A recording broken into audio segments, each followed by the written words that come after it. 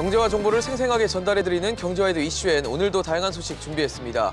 간밤에 뉴욕 증시는 혼조로 마감했습니다. 네, 다우지수하고 S&P 500은 하락했고요. 나스닥은 0.5% 상승하면서 또다시 장중 그리고 종가 기준으로 사상 최고치를 경신했습니다. 추가 부양책이 미 의회를 통과했습니다만 이미 나온 뉴스라는 점에서 시장의 상승 모멘텀으로 작용하기에는 좀 역부족이었던 것 같고요. 여기에다 영국발 변종 코로나 바이러스에 대한 우려는 낮아졌습니다만 경계 심리는 여전했던 것 같습니다.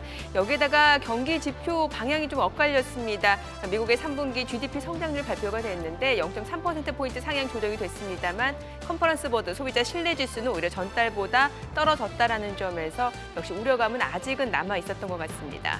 네, 어제 국내 증시를 보면요. 말씀하신 그 해외 변종 바이러스 소식도 그렇고 국내 코로나19 상황이 계속 악화를 걷고 있는 이 상황 자체들이 좀 영향을 미친 것 같습니다. 네, 사실 어제 국내 증시뿐만 아니라 아시아 증시 전반적으로 좀 조정을 받는 분위기였습니다. 계속해서 올랐다라는 측면에서 단기 급등에 따른 밸류에이션 부담감이 있었던 것 같습니다. 어제 코스피가 2,730선으로 밀려났는데요. 외국인이 나흘 연속 순매도를 나타냈고 여기 기관까지도 매도에 가담하는 모습이었습니다. 개인 투자자가 순매수를 보여줬는데 오늘장에서는 단기 급등에 따른 밸류에이션 부담감을 잊고 딛고서는 반등에 나설 수 있을지 잠시 후 시장 전망과 전략까지 세워보도록 하겠습니다. 자, 그리고 이한승 기자, 이제 오늘이 바로 이 변창흠 국토교통부 장관 후보자 인사청문회가 열리게 되는데 어떤 사안들이 쟁점이 될까요? 논란이 많습니다. 네. 논란이 너무 많아서 까도 계속 나온다라고 별명을 붙일 정도로 굉장히 많은 논란을 갖고 있는데요. 이 구의역 스크린도어 사건의 주인공이라고 할 수 있는 고 김군과 또 임대주택 입주자에 대한 막말 등이 논란이 되고 있는 가운데 SH 사장 시절에 지인 채용 의혹과 또 세금 체납 논란 등 얘기가 될 것들이 한두 가지가 아닙니다. 이런 논란 따지느라 정작 이 부동산 정책에 대한 능력 검증은 꺼내지도 못하는 게 아니냐는 우려까지도 나오고 있는 상황입니다. 변창흠 후보자에 대한 청문회 관련 얘기 이슈엔 직설에서 조금 더 자세히 짚어보도록 하겠습니다. 네, 그럼 먼저 기업 이슈부터 살펴보겠습니다. 장현재 아나운서 소식 전해주시죠. 네, 장현재입니다. 개장 전 전일장 특징 업종 먼저 확인해 보시죠. 우선 자율주행차 관련주 준비했습니다. 외신에 따르면 애플이 오는 2024년 자율주행차 애플카를 생산할 계획인 것으로 전해집니다. 자율주행 차량 출시 시점이 명시된 건 이번이 처음인데요.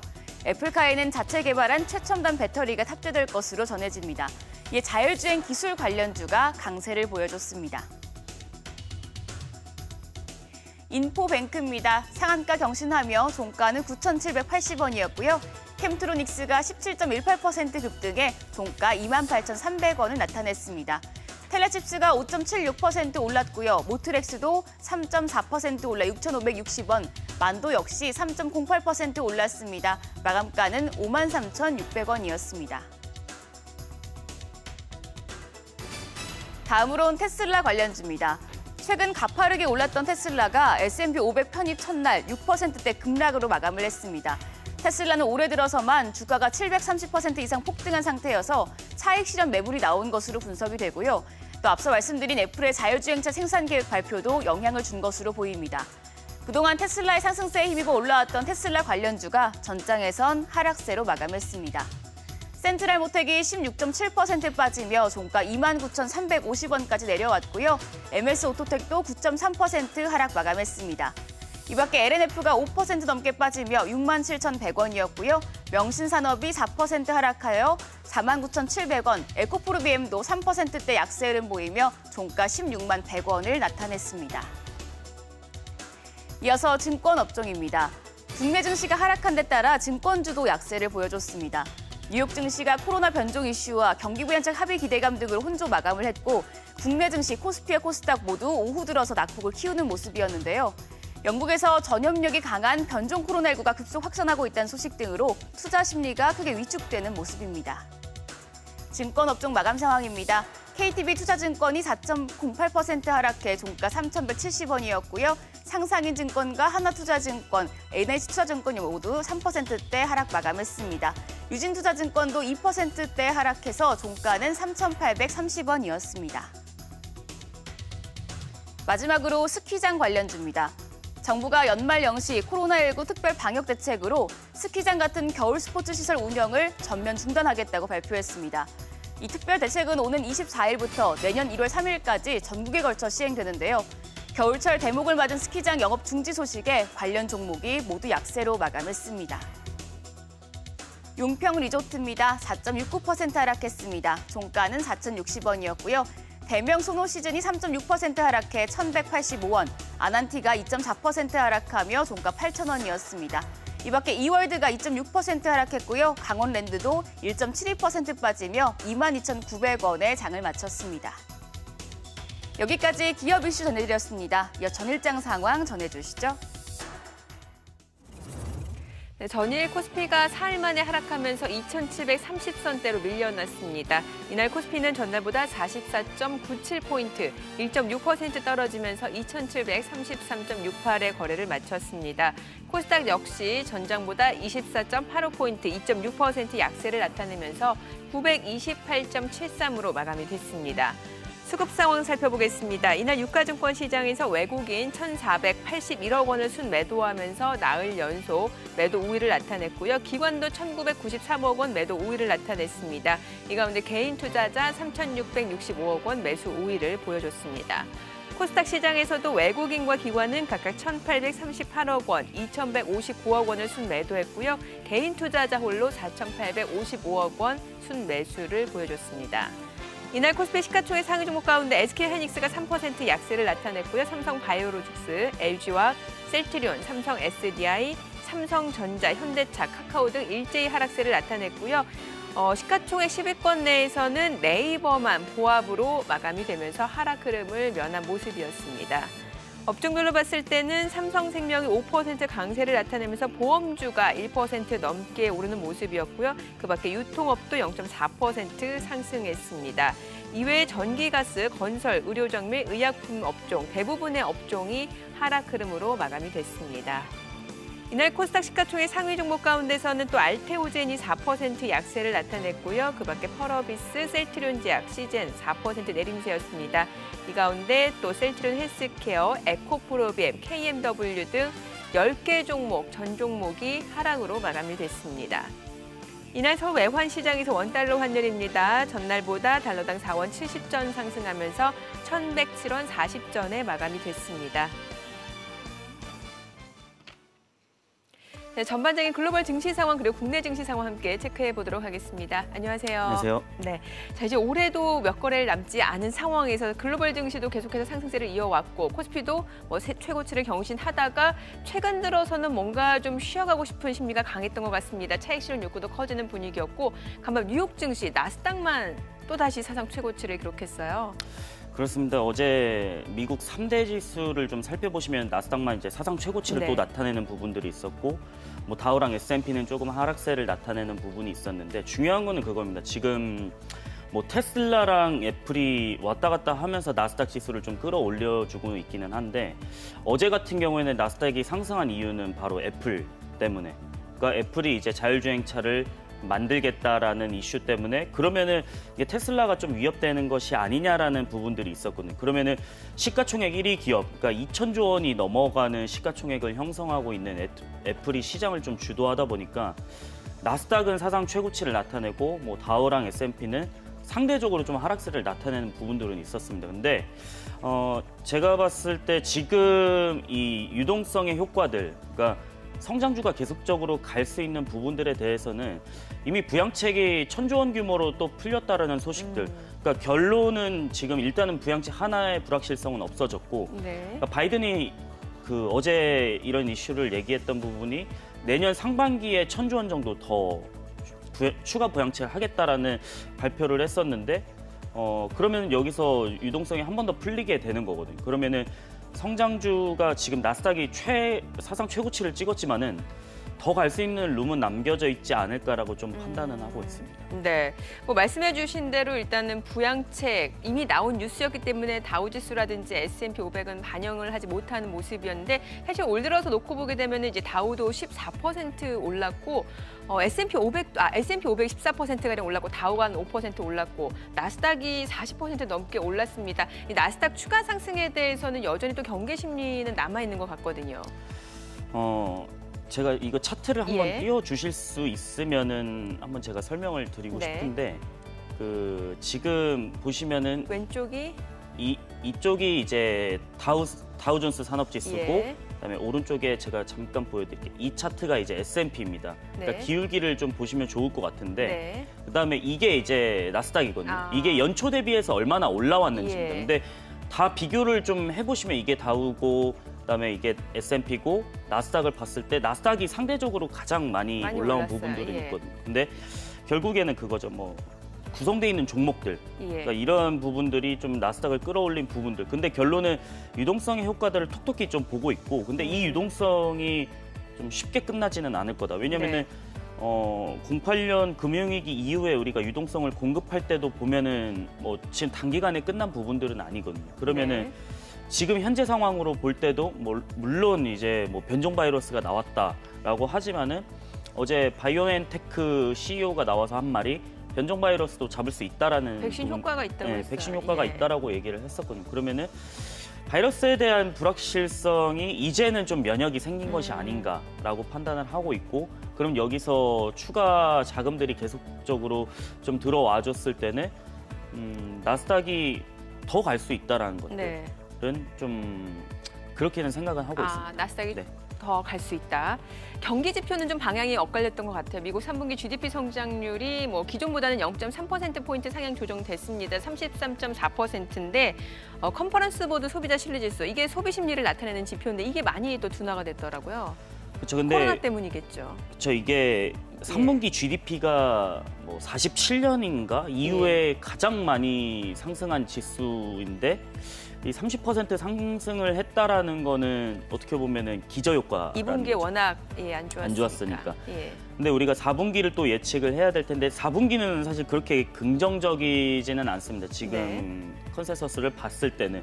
그렇지만은 증시랑 지금 뭐 GDP 성장이랑 좀 별개로 작용을 하고 있는 부분들이 있거든요. 왜냐하면 4분기가 이렇게 안 좋다라고 얘기들이 나오는 거는 어떻게 보면은 증시에 되게 평소에는 악재인데 네. 지금은 이걸 악재로 받아들이기보다는 당연하게 좀 받아들이는 부분들이 있거든요. 뭐 당연히 코로나니까 GDP 성장은 안 좋겠지. 하지만 코로나가 좀 뭐 화이자나 아니면 모더나 백신을 맞고 나서 경제가 정상화된다라는 시나리오까지 가정을 했을 때는 지금 사는 게 오히려 저가일 수도 있겠다라는 판단을 할 수는 있겠죠. 그러면은 여기서 그 투자자들이 판단을 할 때는 오히려 더 갈 수 있지 않나라는 부분들이 있고, 만약에 뭐 GDP 성장이 4분기 안 좋았다라고 하면 분명히 평소 같았으면은 바로 꼬꾸라졌을 거예요. 그렇죠. 근데 지금은 그런 시장은 아니다라고 보시면 좋을 것 같습니다. 알겠습니다. 그러면 추가 부양책 나왔기 때문에 계속해서 유동성의 힘으로 좀 추가적으로 상승세를 이어갈 수 있다라는 말씀을 주셨고, 국내 증시를 좀 살펴볼게요. 코스피가 사상 최고치를 계속해서 이어가다가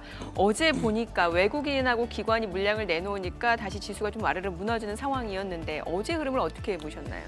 그러니까 어제 코스피, 코스닥 뭐 둘 다 하락세를 나타내지만 네. 저는 뭐 조정 없이 가는 시장은 없다라고 판단을 예. 하고 있거든요. 근데 여기서 외국인들 입장이 어제 외국인이 좀 많이 판 부분들이 있었는데 네.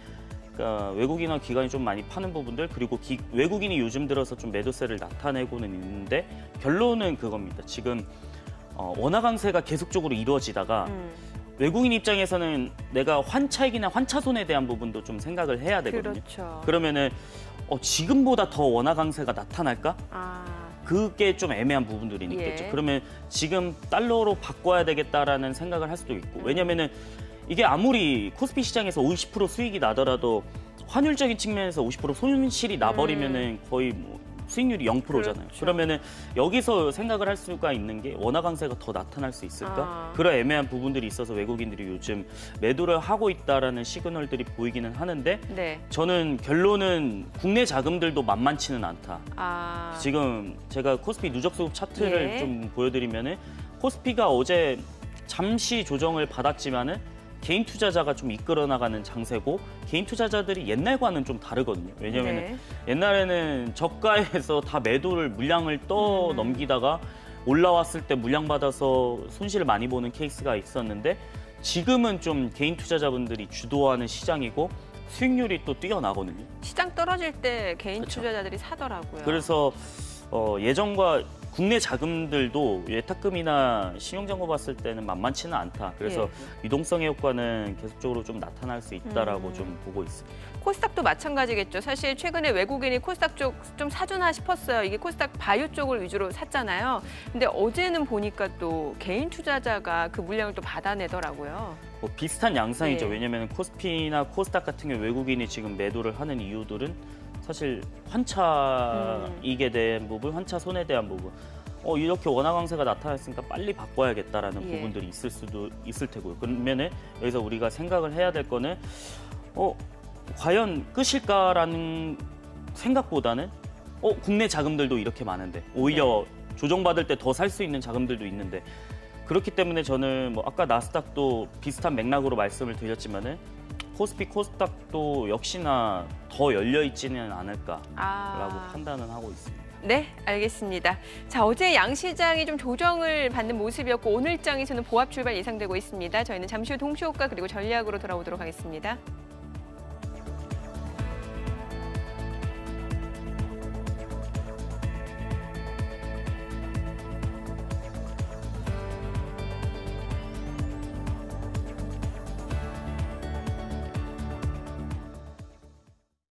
그럼 전문가 연결해서 개장 전 3분 전략 세워보겠습니다. 한국투자증권 김건진 차장 전화로 연결돼 있습니다. 차장님 안녕하세요. 네, 안녕하십니까. 네, 지금 미국 의회가 9천억 달러 규모의 미국 신규 부양책을 통과시켰지만 뉴욕 증시가 혼조세를 보였습니다. 변종 코로나19 확산의 우려가 커지는 모습이었는데요. 다우와 S&P 500이 좀 빠졌지만 나스닥 같은 경우 애플의 자율주행차 개발 소식에 상승 마감을 하는 모습이었습니다. 국내 증시가 어제 조정을 받았는데 오늘장 다시 상승할 수 있을지 궁금합니다. 우선은 조금 재료가 다 노출이 됐다라는 이런 이슈가 먼저 가장 크게 지금 현재 작용을 하고 있는 것 같습니다. 예산에 대한 이런 추가 부양책에 대한 이슈 그리고 백신에 대한 이런 이슈가 다 마무리가 되면서 그럼 이제는 어떤 추가적인 이런 긍정적인 호재가 있을까라는 이런 고민을 해야 되는 이런 시기인 것 같고요. 네. 수급적인 측면에서도 지금 현재 시장을 최근에 이끌어왔던 외국인들의 흐름이 지금 현재 좀 달라지고 있다라는 거. 그게 가장 큰 원인으로 뭡니까? 결국은 환율의 흐름이다라는 거 안내를 해드리겠습니다. 환율 흐름이 다시 1,100원대로 다가서면서 주가의 흐름이 조금은 어려워지는 모습이다라는 생각을 할 수 있을 것 같고요. 잠시겠지만 우선은 수급 공백까지 조금 나타나고 있는 게 아닌가라는 얘기 해드리겠습니다. 오늘도 이러한 현상이 조금 연속적으로 일어날 확률이 좀 높아 보여서 지금은 조금 천천히 이렇게 대응하시는 게 좀 더 낫지 않을까라는 생각을 할 수 있을 것 같습니다. 네, 오늘도 조정을 예상해 주셨습니다. 지금 업종별로 보더라도 호재가 될 재료들이 이미 다 나왔기 때문에 투자자들이 투자하기 어려워하실 것 같은데요. 오늘장에서 어떤 업종 관심 가져볼 수 있을까요? 우선은 바이오 쪽 그리고 이제 언택트 관련된 종목들을 여러분들이 계속해서 보셔야 되지 않을까라는 얘기를 해드리겠고요. 미국 시장에서 지금 현재 언택트 관련된 대표적인 상거래 업체들 주가를 보면 다들 좀 긍정적인 모습이 나타나고 있습니다. 실제 우리나라 시장에서도 이러한 종목들 계속해서 실적이 계속 가파르게 상승이 되고 있다는 거 여러분들 아실 건데 이쪽 관련된 종목들 얘기를 드릴 수 있을 것 같고요. 네. 저 제약바이오 같은 경우는 지속적인 성장성에 대한 이런 이슈가 있다 보니까 시장이 전반적으로 좀 하락을 할 때 좀 더 피해갈 수 있는 업종으로 이쪽을 얘기해 드리도록 하겠습니다. 네, 언택트 관련주 말씀을 해주셨습니다. 차장님 그럼 마지막으로 오늘장 대응 전략까지 세워주시죠.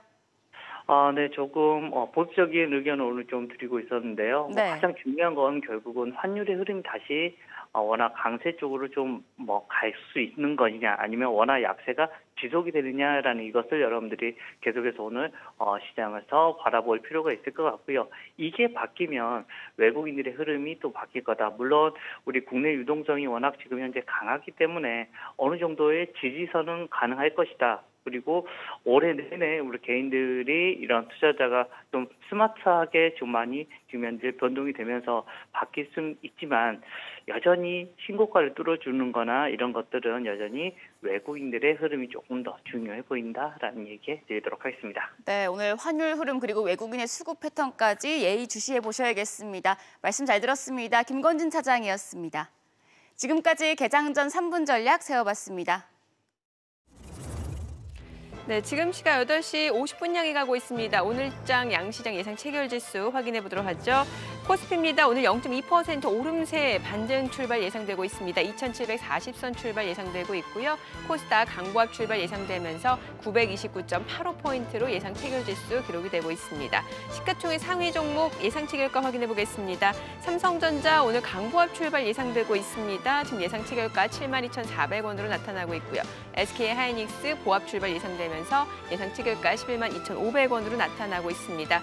이 가운데 LG화학이 0.3% 오름세 예상되고 있고요. 삼성전자 우선주 하락 출발 예상되고 있습니다. 삼성바이오로직스 소폭 반등이 예상되면서 예상 체결가 80만 5천 원으로 나타나고 있고요. 어제 시가총액 10위권 내에서 유일하게 하락 흐름을 면했던 네이버 오늘장 2% 강세가 예상되고 있습니다.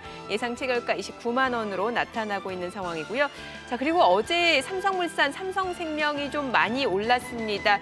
특히 이제 상속세 마련을 위해서 배당이 확대될 것이다 이런 기대감에 관련 종목들 주가가 많이 올랐었는데 삼성물산 오늘 또 추가적으로 올라갈 걸로 보입니다. 1.5% 지금 상승 출발 예상되면서 예상 체결가 13만 4,500원으로 나타나고 있고요. 삼성생명이 어제 많이 올랐습니다. 그에 따라 보험주가 강세를 나타냈었죠. 삼성생명 0.7% 올라갈 걸로 예상이 되면서 예상 체결가 8만 600원으로 나타나고 있는 상황입니다. 자, 삼성그룹주 다시 한번 호가 상황을 좀 확인해 보시면 될 것 같고 코스닥 시가총액 상위 종목 예상 체결가도 확인해 보겠습니다. 셀트리온 헬스케어가 오늘 1% 반등을 보여줄 걸로 예상되고 있습니다. 예상 체결가는 17만 5,600원으로 나타나고 있고요. 셀트리온 제약도 역시 1% 반등 예상되고 있습니다. 이 가운데 시젠 4% 추가적으로 하락세가 예상이 되면서 예상 체결가 18만 6,100원이고요. HLB와 알테오젠도 역시 약세가 예상이 되고 있는 상황입니다. 자, 이 가운데 최근에 또 외국인이 많이 샀던 헬릭스미스 오늘장 3.8% 약세가 예상이 되고 있습니다. 어제도 상승세를 나타내면서 견조하게 오름세를 유지했었습니다만 차익 실현 욕구가 높아지면서 오늘장 3% 넘게 빠질 걸로 보이는 상황입니다. 자, 이제 개장까지 8분가량 남았습니다. 체크포인트 다시 한번 좀 정리를 해보도록 하죠. 오늘 양시장 반등이 예상이 되고는 있습니다만 사실 이제 오늘을 포함해서 올해 남은 거래일이 딱 이제 5거래일입니다. 얼마 남지 않은 상황이다 보니까 아무래도 조금 지켜보겠다라는 심리도 커질 수밖에 없는 상황이고요. 어떨까요? 지금 주요 수급 주체들이 어떤 매매 패턴, 어떤 매매 포지션을 잡을 거라고 예상이 되세요? 그러니까 아까 말씀드린 거랑 똑같은 부분들인 게 그러니까 지금 누적 수급 차트를 네. 제가 좀 가져온 부분들이 있는데 네네. 개인 투자자가 1개월 동안에 이제 6조 5천억 원 정도 순매수를 해줬고 외국인이 한 2조 정도 순매도, 그다음에 기관이 한 4조 정도 순매도를 해주는 부분들, 코스닥도 한번 보여주시면은 코스닥도 개인만 사는 부분들, 그다음 외국인이 좀 샀어요. 한 8천억 정도.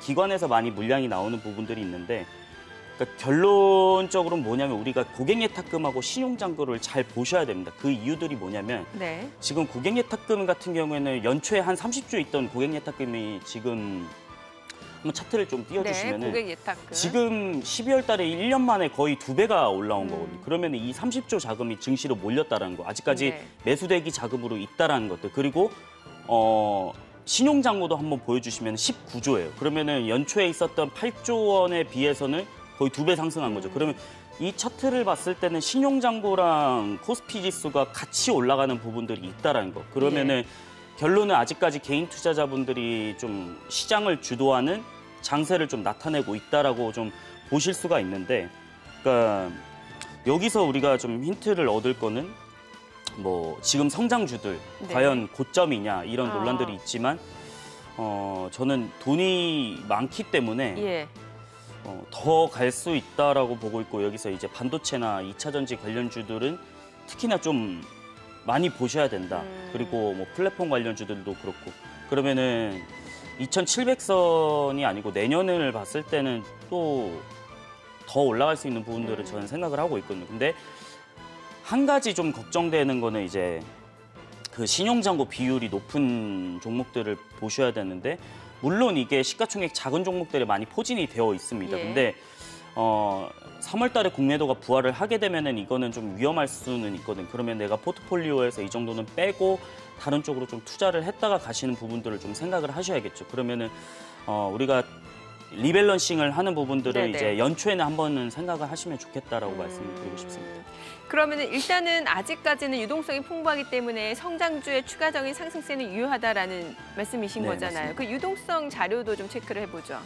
그러니까 지금 미국 시장 쪽에서 이제 유동성 제가 이게 네. 08년도 금융위기부터 시작해가지고 지금까지 유동성을 좀 가져왔는데 08년도에 이제 금융위기가 오고 나서 유동성을 공급을 했습니다. 페드에서. 그러면은 이 유동성의 기울기를 봤을 때 물론 배율은 똑같지만은 지금 얼마만큼 규모로 했느냐를 봤을 때는 비교가 안 될 정도로 네. 유동성을 많이 공급을 했거든요. 이게 그 연준의 대차대조표입니다. 근데 뭐 10년치 이상을 좀 가져온 부분들이 있는데 그러면 이걸 봤을 때 시장의 돈은 정말 많다라는 거. 그럼 여기서 우리가 판단을 해야 될 거는 과연 뭐 08년도 금융위기 이후에 유동성을 공급하고 나서 증시가 올라왔지만 그때랑 비교했을 때 더 갈 수 있는 부분들 왜냐하면 유동성이 많으니까. 그럼 여기서 우리가 힌트를 얻을 거는 유동성이 좀 끝나기는 그래도 오래 걸리지 않을까라는 것들.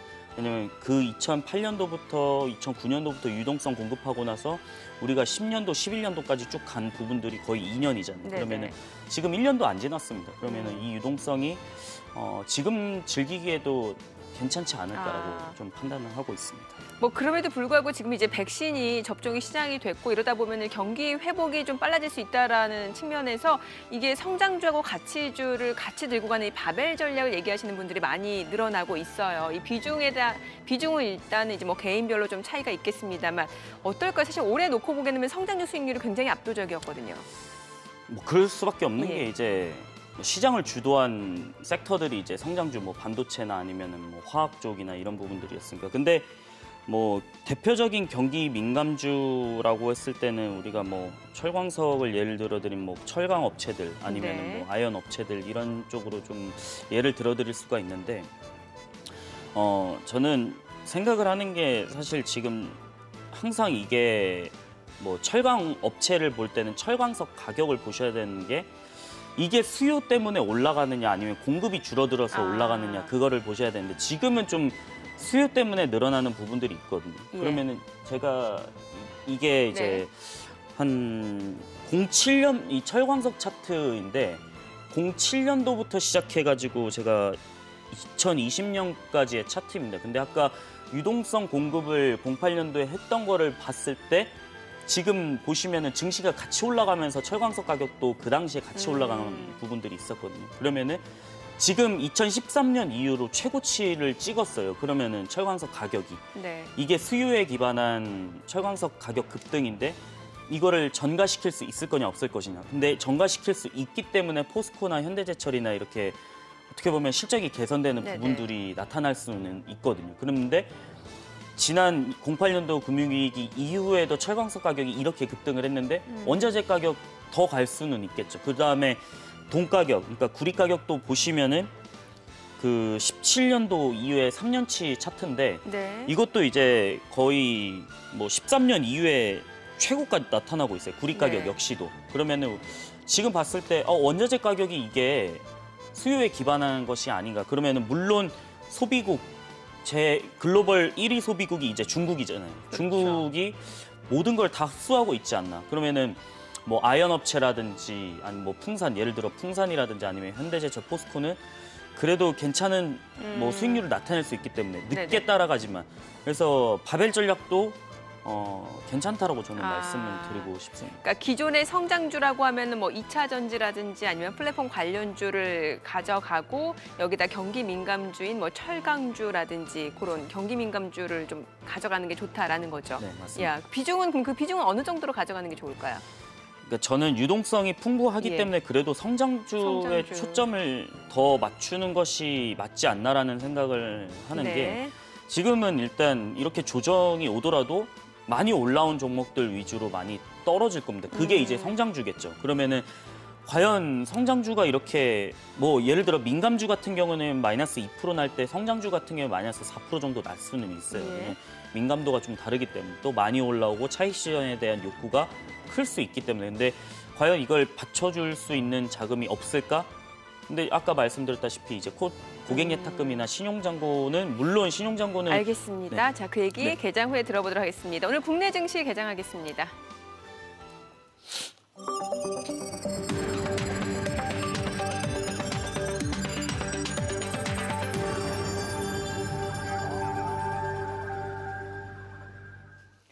네, 12월 23일 수요일 개장이 됐습니다. 이제 올해 거래일이 오늘을 포함해서 딱 5거래일 남았습니다. 올 한 해는 코로나 이슈로 시장이 많은 변동을 나타냈던 한 해였던 것 같습니다. 그럼에도 불구하고 코스피가 최근에 사상 최고치를 계속해서 기록하다가 어제장에서는 약간의 좀 조정을 받는 모습이었습니다. 이게 뭐 조정의 시작이다 아니면 건전한 조정이다 말이 많습니다만 일단 시장은 유동성의 힘으로 계속해서 상승 모멘텀을 이어가고 있는 분위기인 것 같습니다. 오늘 호가에서도 양시장이 오름세가 예상이 됐던 분위기고요. 간밤에 뉴욕 증시 보더라도 나스닥 계속해서 상승세를 이어갔습니다. 미 증시도 올 한 해 나스닥이 가장 많이 올랐어요. 40% 넘게 올랐습니다만 추가적으로 사상 최고치를 기록하고 있는 모습입니다. 미국에서는 추가 부양책이 미 의회를 통과했고요. 추가적으로 더 경기 부양책이 나올 것이라는 기대감도 반영이 되는 것 같습니다. 저는 국내 증시 또 반등세를 어떻게 이어갈 수 있을지 양시장 출발 지수 좀 확인해 보도록 하겠습니다. 코스피입니다. 오늘 0.5% 반등세입니다. 지금 2,747선, 어제 2,730선까지 밀려 내려갔었고요. 오늘 또 빠르게 낙폭을 딛고 반등을 보여주고 있습니다. 2,748.32포인트. 코스닥도 어제 2% 넘게 빠졌었죠. 오늘 0.9% 올라갑니다. 937.15포인트입니다. 시가총액 상위 종목 시초가 확인해 보겠습니다. 오늘 대형주들 많은 종목들이 상승세입니다. 지금 삼성전자가 0.4% 올라가네요. 72,600원. SK하이닉스도 올라갑니다. 11만 3천원이고요. LG화학이 0.5% 올라가면서 80만 1,000원권에서 거래가 되고 있습니다. 이 가운데 삼성전자, 우선주, 보합이고요. 셀트리온이 1.5% 강세를 나타내면서 36만 4,500원에 거래가 되고 있는 상황입니다. 자, 이 가운데 네이버 어제 보합으로 마무리가 됐었는데 오늘 1% 넘게 상승 중이네요. 28만 7,500원이고요. 이 가운데 카카오도 1.4% 상승세. 대표적으로 플랫폼 관련주, 성장주로 주목이 되고 있는데 다시 한번 힘을 내주고 있고요. 삼성물산은 지금 이재용 회장의 그 상속세 마련을 위해서 배당 확대가 늘어날 것이다라는 기대감이 반영이 되면서 어제도 많이 올랐었고 오늘 또 추가적으로 2% 이상 올라갑니다. 13만 5,500원에 거래가 되고 있는 상황이고요. 이 가운데 현대차는 0.2% 하락세가 이어지고 있습니다. 삼성물산뿐만이 아니라 삼성생명도 역시 배당 확대에 대한 기대감으로 어제 많이 올랐었고 오늘 1.8% 상승세로 81,500원에 거래가 되고 있는 상황입니다. 자, 지금 전반적으로 많은 종목들, 특히 어제 많이 떨어졌던 종목들 위주로 빠르게 올라가고 있는 상황이네요. 지금 삼성그룹주들 동반 강세고 이 가운데 삼성물산과 삼성생명의 상승 탄력도가 굉장히 강하다라는 점이 확인이 되고 있고요. 삼성 SDS도 1% 이상 올라가면서 17만 9,500원에 지금 거래가 되고 있습니다. 코스닥 시가총액 상위 종목 시초가도 확인해 보겠습니다. 셀트리온 헬스케어가 오늘 1.4% 상승세입니다. 지금 17만 6,400원. 그런데 음봉이에요. 그러니까 상승폭이 조금 축소될 수 있는 가능성은 열어두셔야 될 것 같고 이 가운데 셀트리온 제약이 1.3% 상승세 23만 7,200원. CGN, HLB 올라가고 있고요. 알테오젠도 0.5% 상승세. 이 가운데 스튜디오 드래곤의 강세가 좀 눈에 띕니다. 3% 강세를 나타내면서 9만 1,000원권에서 거래가 되고 있고 사흘 연속 상승세입니다. 최근에 수급적으로 보더라도 외국인의 러브콜이 이어지고 있는 대표적인 종목이라고 보시면 될 것 같고요. NC소프트도 2% 이상 상승세입니다. 컨텐츠라든지 엔터테인먼트 관련주들의 강세가 좀 이어지고 있고요. 빠르게 순환매 장세가 이어지고 있다고 보시면 될 것 같습니다. 펄어비스도 1% 상승세고요. 이 가운데 2차전지 관련주 에코프로뱀이 1% 이상 오르면서 16만 2,100원 선에서 거래가 되고 있습니다. 5G 관련주 KMW도 역시 동반 상승세가 이어지고 있는 상황입니다. 지금 시각 9시 4분 향해 가고 있습니다. 수급 상황 좀 확인을 해볼게요. 오늘 수급 상황은 어제와는 또 다릅니다. 어제는 개인 투자자가 양시장에서 순매수를 나타냈는데 오늘 개인 투자자는 지금 111억 원 매도 우위를 나타내고 있습니다. 뭔가 시장이 떨어질 때 개인 투자자가 하단을 받쳐주고 시장이 이렇게 또 반등을 나타낼 때 개인 투자는 빠르게 좀 차익 실현에 나서고 있는 시장 분위기가 나타나고 있고요. 외국인은 19억 원 소폭 순매도입니다. 이 가운데 기관 투자자가 132억 원 매수 우위를 나타내고 있어요. 투신과 연기금을 중심으로 기관 쪽에서는 순매수세가 유입이 되고 있는 상황이고요. 업종별 수급을 보게 되면 오늘 외국인은 전기전자에서 물량을 내놓고 있는 모습이고 다만 전기전자에서 개인 투자자와 기관은 순매수에 가담을 하고 있습니다. 오늘 외국인은 의약품 섹터에서 집중적으로 매수 우위를 나타내고 있는 상황이고요. 기관은 전기전자, 유통, 운수장비에서 순매수를 보여주고 있는 상황입니다. 지금 업종별로 봤을 때 전기가스업 섹터가 많이 올라갑니다. 최근에 종이목재도 많이 올라가고 있는 상황이고요. 자, 코스닥 수급 상황도 확인해 보겠습니다. 코스닥에서는 개인 투자자, 외국인 투자자가 순매수를 보여주고 있고 기관이 지금 매도입니다. 개인 투자자가 587억 원, 외국인은 104억 원 매수 우위. 이 가운데 기관은 502억 원 순매도를 기록 중입니다. 지금 시각 9시 5분 지나가고 있습니다. 환율 체크를 해보도록 하죠. 최근에 달러원 환율이 조금씩 반등을 나타내면서 1,100원 선이 지지가 되고 있는 모습인데 오늘 또 올라갑니다. 1원 60전 상승한 1,109원에 개장이 됐습니다. 환율 좀 여쭤볼게요. 이게 외국인 수급하고도 좀 연관을 지어볼 수 있을 것 같은데 달러 환율이 1,100원 선이 깨졌을 때는 1,050원 얘기도 나오다가 지금 다시 좀 올라가고 있어요. 1,100원 선이 지지가 되고 있거든요. 이 외국인 입장에서는 더 들어오기에는 좀 쉽지 않을 것 같다는 생각도 들고요. 그렇죠. 그래서 지금 좀 팔고 나가는 부분들이 좀 포착이 되는 게 외국인들이 요즘에 달러 지금 원달러 환율을 잘 보시면은 요즘에 갑자기 급등하는 부분들이 있었거든요. 근데 좀 차익 실현에 대한 부분들을 많이 생각을 하고 있지 않나라는 시그널들을 보일 수 있고, 그다음에 제가 이게 코스피랑 이제 원달러 환율에 대해서 좀 특성이라면 뭐 특성이겠지만은 반대되는 경향을 많이 나타냅니다. 이게 그러니까 원달러 환율이 하락을 할 때 코스피가 상승을 하고 오히려 반대되는 부분들이 많이 나타나는데 이게 어떻게 보면은 외국인들과 많이 밀접한 연관성이 있을 수도 있죠. 근데 보시면은 최근에 파란색 선을 보시면은 이제 원달러 환율이거든요. 근데 원달러 환율이 계속적으로 하락을 하다가 다시 반등하는 부분들. 그러면은 지금 코스피가 계속적으로 올라오다가 매도세가 나타날 수 있기 때문에 조금 조정은 받을 수도 있다. 근데 그 예전과는 좀 다른 시장인 게 예전의 유동성과 지금의 유동성은 또 다른 부분들. 그거를 생각을 했을 때는 뭐 이런 반대되는 양상이 나타나지만 꼭 이게 원달러 환율이 다시 급등을 한다라고 해서 그만큼 그대로 또 코스피가 뭐 주저앉을까? 뭐 그런 부분들은 아니라고 생각을 하고 있기 때문에 그래서 코스피 지수는 뭐 조정 없이는 갈 수 없지만 이게 조정이라는 게 크지는 않을 거다라고 판단을 하고 있습니다. 네, 오늘도 뭐 시장이 빠르게 올라가고 있는 상황을 보니까 어느 정도 하단 자체가 좀 강력하게 좀 지지가 되는 것 같아요. 하단 얼마 정도로 볼 수 있을까요? 코스피 코스닥?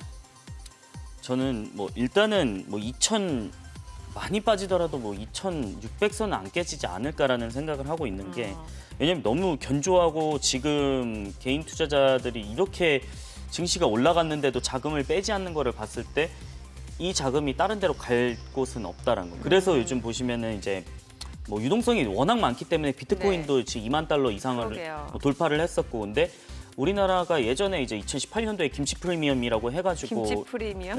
그 코인 가격이 뭐 그러니까 다른 국가의 통화들보다 코인들보다 훨씬 더 많이 그 고가를 나타냈었거든요. 근데 일단은 비트코인은 달러 기준으로 봤을 때는 사상 최고치를 나타냈습니다. 근데 우리나라는 2,800만 원, 그때 당시가 이제 2,800만 원 선이었는데 2,800만 원 아직 돌파는 못한 상황이거든요. 근데 유동성이 워낙 많기 때문에 결국에는 코인 가격도 이렇게 오르는 부분들을 봤을 때는 이게 유동성이 정말 많구나라고 생각을 할 수가 있겠죠. 그래서 이게 다른 데로 갈 수 있는 자금들은 없다라는 것. 특히나 이게 부동산전이 워낙 막혀져 있기 때문에 저는 개인 투자자분들이 이렇게 올라와도 좀 방어를 많이 해주지 않을까라고 생각을 하고 있습니다. 네. 자, 어제에 이어서 오늘도 그 스마트카, 자율주행 관련 테마가 많이 올라갑니다. 뭐 지금 보시게 되면은 인포뱅크가 어제 상한가 기록이 됐었는데 오늘 21% 이미 정적 발동이 걸린 상황이고 모트렉스도 지금 많이 올라가고요. 뭐 한컴, MDS, 모바일 어플라이언스, 만도, 뭐 자동차 부품주, 자율주행 관련주 많이 올라갑니다. 이게 애플카 나온다라는 뉴스가 있잖아요. 그렇죠. 그러니까 인포뱅크는 이제 전에 이제 애플 카플레이 개발한 부분들 때문에 사실 뭐 관련주로 엮이는 부분들이 있죠. 당연히. 왜냐하면 자율주행을 했을 때 이제 카 인포테인먼트가 무조건 들어가야 되는 부분들이 있다 보니까, 그리고 뭐 캠트로닉스라든지 아니면 뭐 다른 모트렉스라든지 아니면은 뭐 이런 자율주행 관련주들이 올라가는 부분들. 근데 조금은 확인은 하셔야 되는 부분들이 아직까지 그냥 어떻게 보면 아젠다거든요. 예. 애플도 지금 전기차에 대한 아젠다를 좀 발표를 뭐 했는데 나오느냐 안 나오느냐 말도 아직 많아요. 그렇죠. 예. 이게 뭐 사실 보시면은 애플이 뭐 배터리에 대한 디자인을 좀 그 모노셀 구조로 했다라는 건데 이게 모노셀이 또 테슬라 쪽에서 머스크가 좀 반박을 했던 게 네. 이게 모노셀이라는 거는 이제 파우치랑 모듈을 제거하는 건데 이걸로서는 배터리를 만들 수는 없다, 양산을 할 수가 없다라고 발표를 했었던 부분들을 봤을 때 이게 기술력이 있다라고 해서 무조건 다 되는 거는 아니거든요. 그게 좀 대표적으로 뭐 요즘 2차 전지에서 보여지는 게 전고체 배터리. 그러니까 전고체 배터리가 기술이 아무리 있더라도 이거를 네. 양산을 해야 되기까지 구축이 또 남아 있거든요. 이 속재가. 근데 그거 만약에 모노셀 구조를 가져간다라고 하더라도 과연 이게 지금 당장에서는 좀 섣부른 부분들이지 않을까. 물론 뭐 이슈로 급등하는 부분들은 있습니다. 근데 네네. 그만큼 이게 이슈가 빠져버리게 되면은 또 급락할 수 있다는 점은 좀 확인만 하시면 좋을 것 같습니다. 이게 애플 뭐 자율주행뿐만이 아니라 전기차를 내놓는다는 얘기 있었고 뭐 배터리 얘기도 있으니까 국내 배터리 업체들 괜찮은지도 좀 체크를 해볼게요. 뭐 LG화학, LNF, 에코프로비엠, 첨보 다 함께 좀 전략을 세워볼까요? 2차 전지를 제가 계속적으로 좀 말씀드리는 이유는 그러니까 이겁니다. 제가 비교를 해드리자면 요즘 네. 스튜디오 드래곤이 어제 갑자기 급등한 부분들이 예. 있었잖아요. 근데 스튜디오 드래곤 입장에서는 OTT 업체가 많아지면 많아질수록 되게 유리한 구조예요. 왜냐하면은 스튜디오 드래곤은 콘텐츠를 만들고 이거를 판매를 하는데 OTT 플랫폼 업체들이 들어오면 들어올수록 우리한테 줘. 우리가 100억 주고 살게. 우린 150억 주고 살게. 줘. 이런 식으로 가격이 좀 높아지는 부분들이 있거든요. 근데 전기차도 똑같습니다. 지금 내연기관차에서 전기차로 바뀌면서 뭐 글로벌 완성차 업체들이 다 배터리를 필요로 하겠죠. 그러면은 뭐 애플이라든지 뭐 테슬라 뭐 아니면 GM 아니면은 뭐 이런 완성차 업체들이 배터리를 계속 필요로 할 거예요. 그러네요. 그러면은 LG화학하고 삼성 SDI는 3원계 배터리, 이제 4원계 배터리로 뭐 양산을 구축하려는 부분들이 있는데 결국에는 이 배터리 수요가 많이 늘어나지 않을까. 아직까지 봤을 때. 배터리 그 기술에 대해서는 중국보다는 우리나라 업체들이 독보적인 거죠? 그렇죠. 이제 왜냐면은 그 NCM 811 배터리, 그러니까 니켈, 코발트, 망간 이제 811 배터리라고 있는 게 이게 비율입니다. 그러니까 8대 1대 1로 섞어서 만드는 게 이제 NCM 811 배터리인데 그게 이제 CATL에서 만들다가 이번 연도 여름쯤에 그 화재에 대한 이슈가 크게 나왔었어요. 예. 그러니까 아직까지 이걸 만들더라도 이게 양산이 구축이 되느냐? 그러면은 사실 CATL이 이런 거를 양산 구축을 했으면은 테슬라 입장에서는 인산철 배터리 쓰고 모델 Y를 내년쯤에 이제 판매를 시작하고 인도 시작할 텐데 모델 Y 오케이 LG화학뿐만 아니고 CATL 것도 쓸게라고 할 수 있는데 LG화학 것만 쓴다라는 거죠. 예. 그러면은 그 이유가 저는 내포되어 있다고 생각은 하거든요. 그 이유가 테슬라 입장에서는 화재 나버리면 이거 리콜할 수도 있는 리스크가 있는 거죠. 그럼 배터리 업체들 지금 사도 괜찮은 거예요? 오늘 2차 전지주 중소형 좀 괜찮은데. 저는 괜찮다라고 판단을 하는 이유가 특히나 이제 LNF나 첨보나 에코프로비엠이 좀 많이 앞으로 많이 올랐습니다. 뭐 LNF는 지난주에 말씀드리고 나서 갑자기 수요일 날 거의 뭐 상한가 근처까지 갔다가 좀 조정 나오는 부분들이 있는데 지금 시총이 2조 정도 되거든요. 근데 조심스럽지만 그래도 지금도 여전히 좀 싸지 않나라는 생각들을 하고 있는 게 LNF 기준으로 봤을 때는 그 NCMA 배터리, 그러니까 니켈, 코발트, 망간에다가 알루미늄을 섞고 이제 니켈 함유량을 높이고 비싼 코발트를 낮춘 거거든요. 근데 이거를 양산을 했습니다. 근데 요즘에 보면은 이제 모델 Y에 들어가는 배터리가 이제 4원계 배터리거든요. 이 4원계 배터리. 근데 이걸 제가 볼 때는 LG화학이 납품을 하고 어떤 걸 쓰느냐? 저는 LNF 거 쓸 거라고 보고 있거든요. 그러면은 LNF 거 쓸 때 모델 Y가 내년에 중국에서 기가팩토리에서 생산을 하고 나서 한 40만 대, 50만 대 정도 컨센을 예상하고 있는데 이거 다 LG화학이 가져가서 팔아버리면은 꽤 양극재 시장에서 LNF 실적 괜찮지 않을까. 그러니까 지금도 충분히 접근이 가능하다. 네, 그렇죠. 예. 그래서 저는 좀 2차 전지는 정말 좀 봐야 되는 산업 중에 하나라고 좀 보고 있기 때문에 그래서 뭐 2차 전지 관련주들은 꼭 보셨으면 좋겠다라고 말씀드리고 싶습니다. 오늘 게임주가 굉장히 강해요. 뭐 이제 스키장도 못 가고 연말 모임도 못 하고. 그러니까 집에 있을 수밖에 없다 보니까 이 게임 콘텐츠에 대한 수요가 늘어날 거라는 예상 때문인지 모르겠습니다만 지금 조이시티가 7% 넘게 올라가고 넵튠, M게임, 그리고 위메이드, 펄어비스, NC소프트, 네오위즈, 웹젠 다 올라가네요. 뭐 사실 게임주는 예전에 뭐 겨울방학 수혜주다 얘기도 많았는데 뭐 이번에 코로나 때문에도 사실은 외부 활동을 못 하잖아요. 그렇죠. 이제 집에만 있을수록 게임을 하고 게임에 대한 부분들이 그 게임 업체 입장에서 이건 전략적으로 우리가 흔히 말하는 그 현질을 한다라고 표현을 하잖아요. 근데 돈 쓰는 거요? 돈 쓰는 거를 표현을 하는데 이걸 하다 보면은 돈을 쓸 수밖에 없거든요. 사실. 예.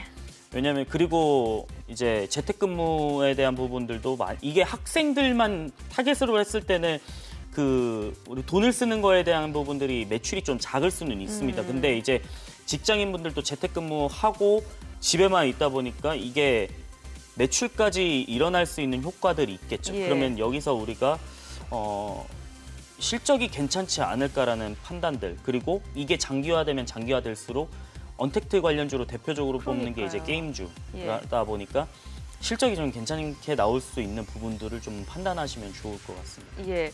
뭐 사실 게임주뿐만이 아니라 코로나 뭐 3차 팬데믹 얘기가 나오면서 특수가 기대됐던 게 바로 종이 목재, 이 포장재 수요가 늘어날 수밖에 없다라는 측면에서 이제 뭐 사실 오프라인에서 뭐 물건 사기보다는 다 온라인으로 주문을 하시니까 지금 대형 포장 한솔홀딩스 깨끗한 나라 다 올라가는데 이 종이 목재가 또 새로운 물류 섹터로 분류가 되면서 뭐 성장주일 수도 있지 않을까라는 생각도 들거든요. 그렇죠. 근데 지금 백신에 대한 공급이 네. 조금 늦어진다라는 얘기들도 나오고 있고 그다음에 이게 그러면은 오늘 제가 어제 밤에 확진자 수를 봤을 때 900명이 넘어간 거를 보고 왔는데 아마 1000명은 오늘 넘어가지 않을까라고 좀 판단을 하고 있는데 1000명이 계속적으로 이렇게 넘어가게 되면은 뭔가 장기화되는 부분들을 그렇죠. 예. 생각을 할 수밖에 없거든요. 그러면은 언택트 관련주 다시 뜰 수밖에 없겠죠. 이게 장기화되면은. 그리고 그걸로 인해서 수혜를 받는 거는 골판지 관련주들. 그러니까 골판지 가격이 지금 폐지 수입도 요즘에는 다 막아버리는 추세인데 왜냐하면 수입 금지도 이렇게 되는 부분들이고 그럼 여기서 그리고 폐지 쪽에 골판지 쪽으로 봤을 때는 그 골판지 주요 공장 중에 원재지 공장 중에 하나가 불이 났었거든요. 아, 예. 그래서 수급 차질이 한 번 있었어요. 그래서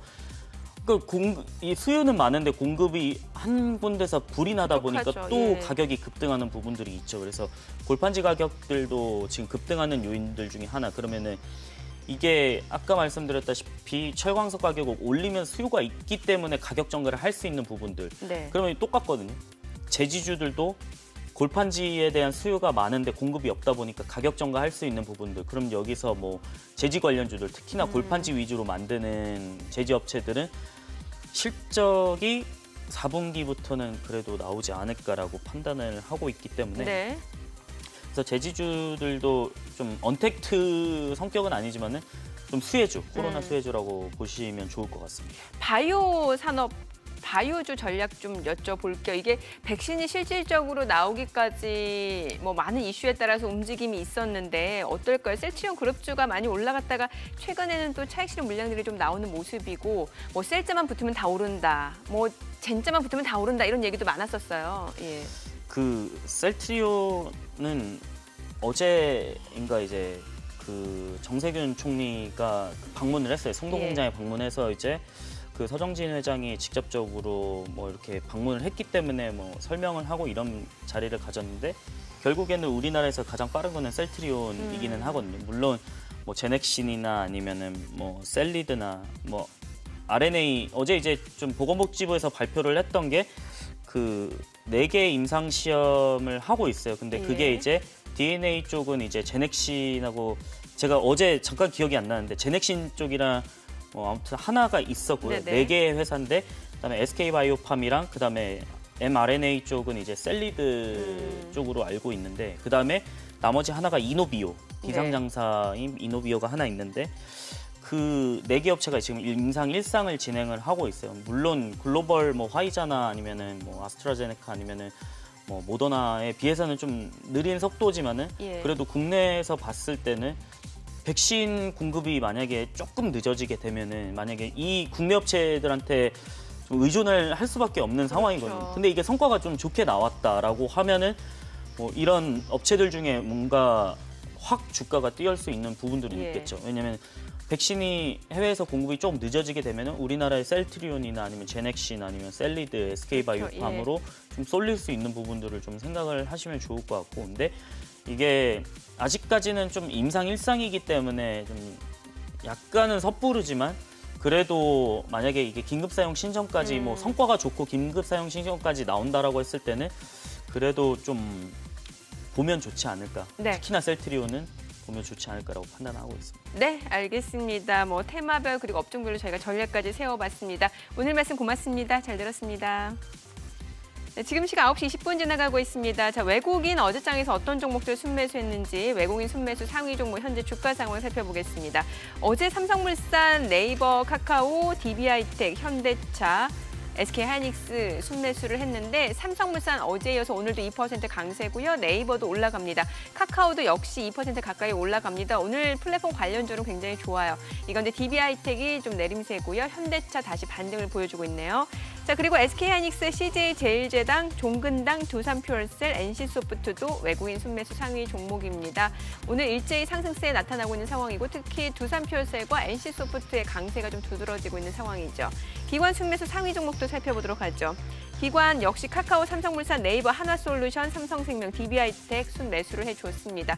오늘 일제히 오름세가 나타나고 있는 상황이에요. 자, 그리고 NC소프트, 포스코케미칼, 삼성바이오로직스, 만도도 역시 기관 순매수 상위 종목입니다. 오늘 NC소프트 역시 외국인 기관 동반 러프를 받고 있는 상황이고 삼성바이오로직스 보합이네요. 이 가운데 만도가 2.8% 상승세 55,100원입니다. 지금 시각 9시 22분 지나가고 있습니다. 시장 전체적인 흐름 다시 한번 확인해 볼게요. 코스피가 계속해서 상승세를 나타내고 있는 상황입니다. 반등세입니다. 0.5% 올라가면서 2,750선 회복을 좀 시도하고 있는 모습이고요. 코스닥 0.79% 올라가네요. 935선입니다. 오늘 12월 23일 수요일 개장 상황 전해드렸습니다.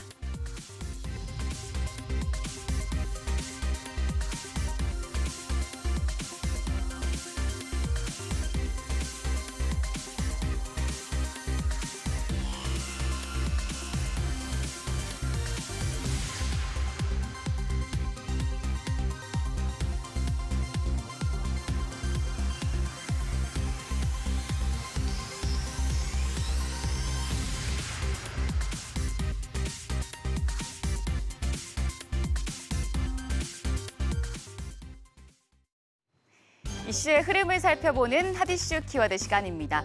인터넷과 SNS를 뜨겁게 달구고 있는 키워드 함께 보시죠. 첫 번째 키워드, 5인 이상 모임 금지입니다. 연말 해맞이 관광을 계획했거나 스키장 가려고 준비했던 분들 일정을 갑자기 바꾸셔야 하죠. 정부가 계속되는 코로나19 확산세를 막기 위해 메가톤급 제한 조치를 내놨습니다. 전국 모든 식당에서 4명까지만 식사가 가능하고요. 스키장과 눈썰 매장, 스케이트장 등 겨울에만 가능한 스포츠 시설과 해맞이 명소가 폐쇄됩니다. 숙박시설도 예약이 50%로 제한이 되고요. 또 마트와 백화점에선 시식이나 화장품 사용이 금지되고 영화관도 오후 9시까지만 운영됩니다. 이번 조치는 내일부터 내년 1월 3일까지인데요. 이 기간 동안 모두가 방역수칙 철저하게 지키셔서 코로나19 확산세를 멈출 수 있었으면 좋겠습니다. 두 번째 키워드, 2차 신문입니다. 윤석열 검찰총장이 다시 업무에 복귀하게 될지 아니면 그대로 정직 2개월 처분을 받을지 법원이 이를 판단하기 위해서 양쪽을 불러 의견을 들었지만 바로 결론을 내리지 못했습니다. 결국 재판부는 내일 오후 3시에 다시 한번 신문 기일을 열기로 했습니다. 내일은 집행정지 여부와 함께 여러 쟁점들이 심도 있게 다뤄질 예정인데요.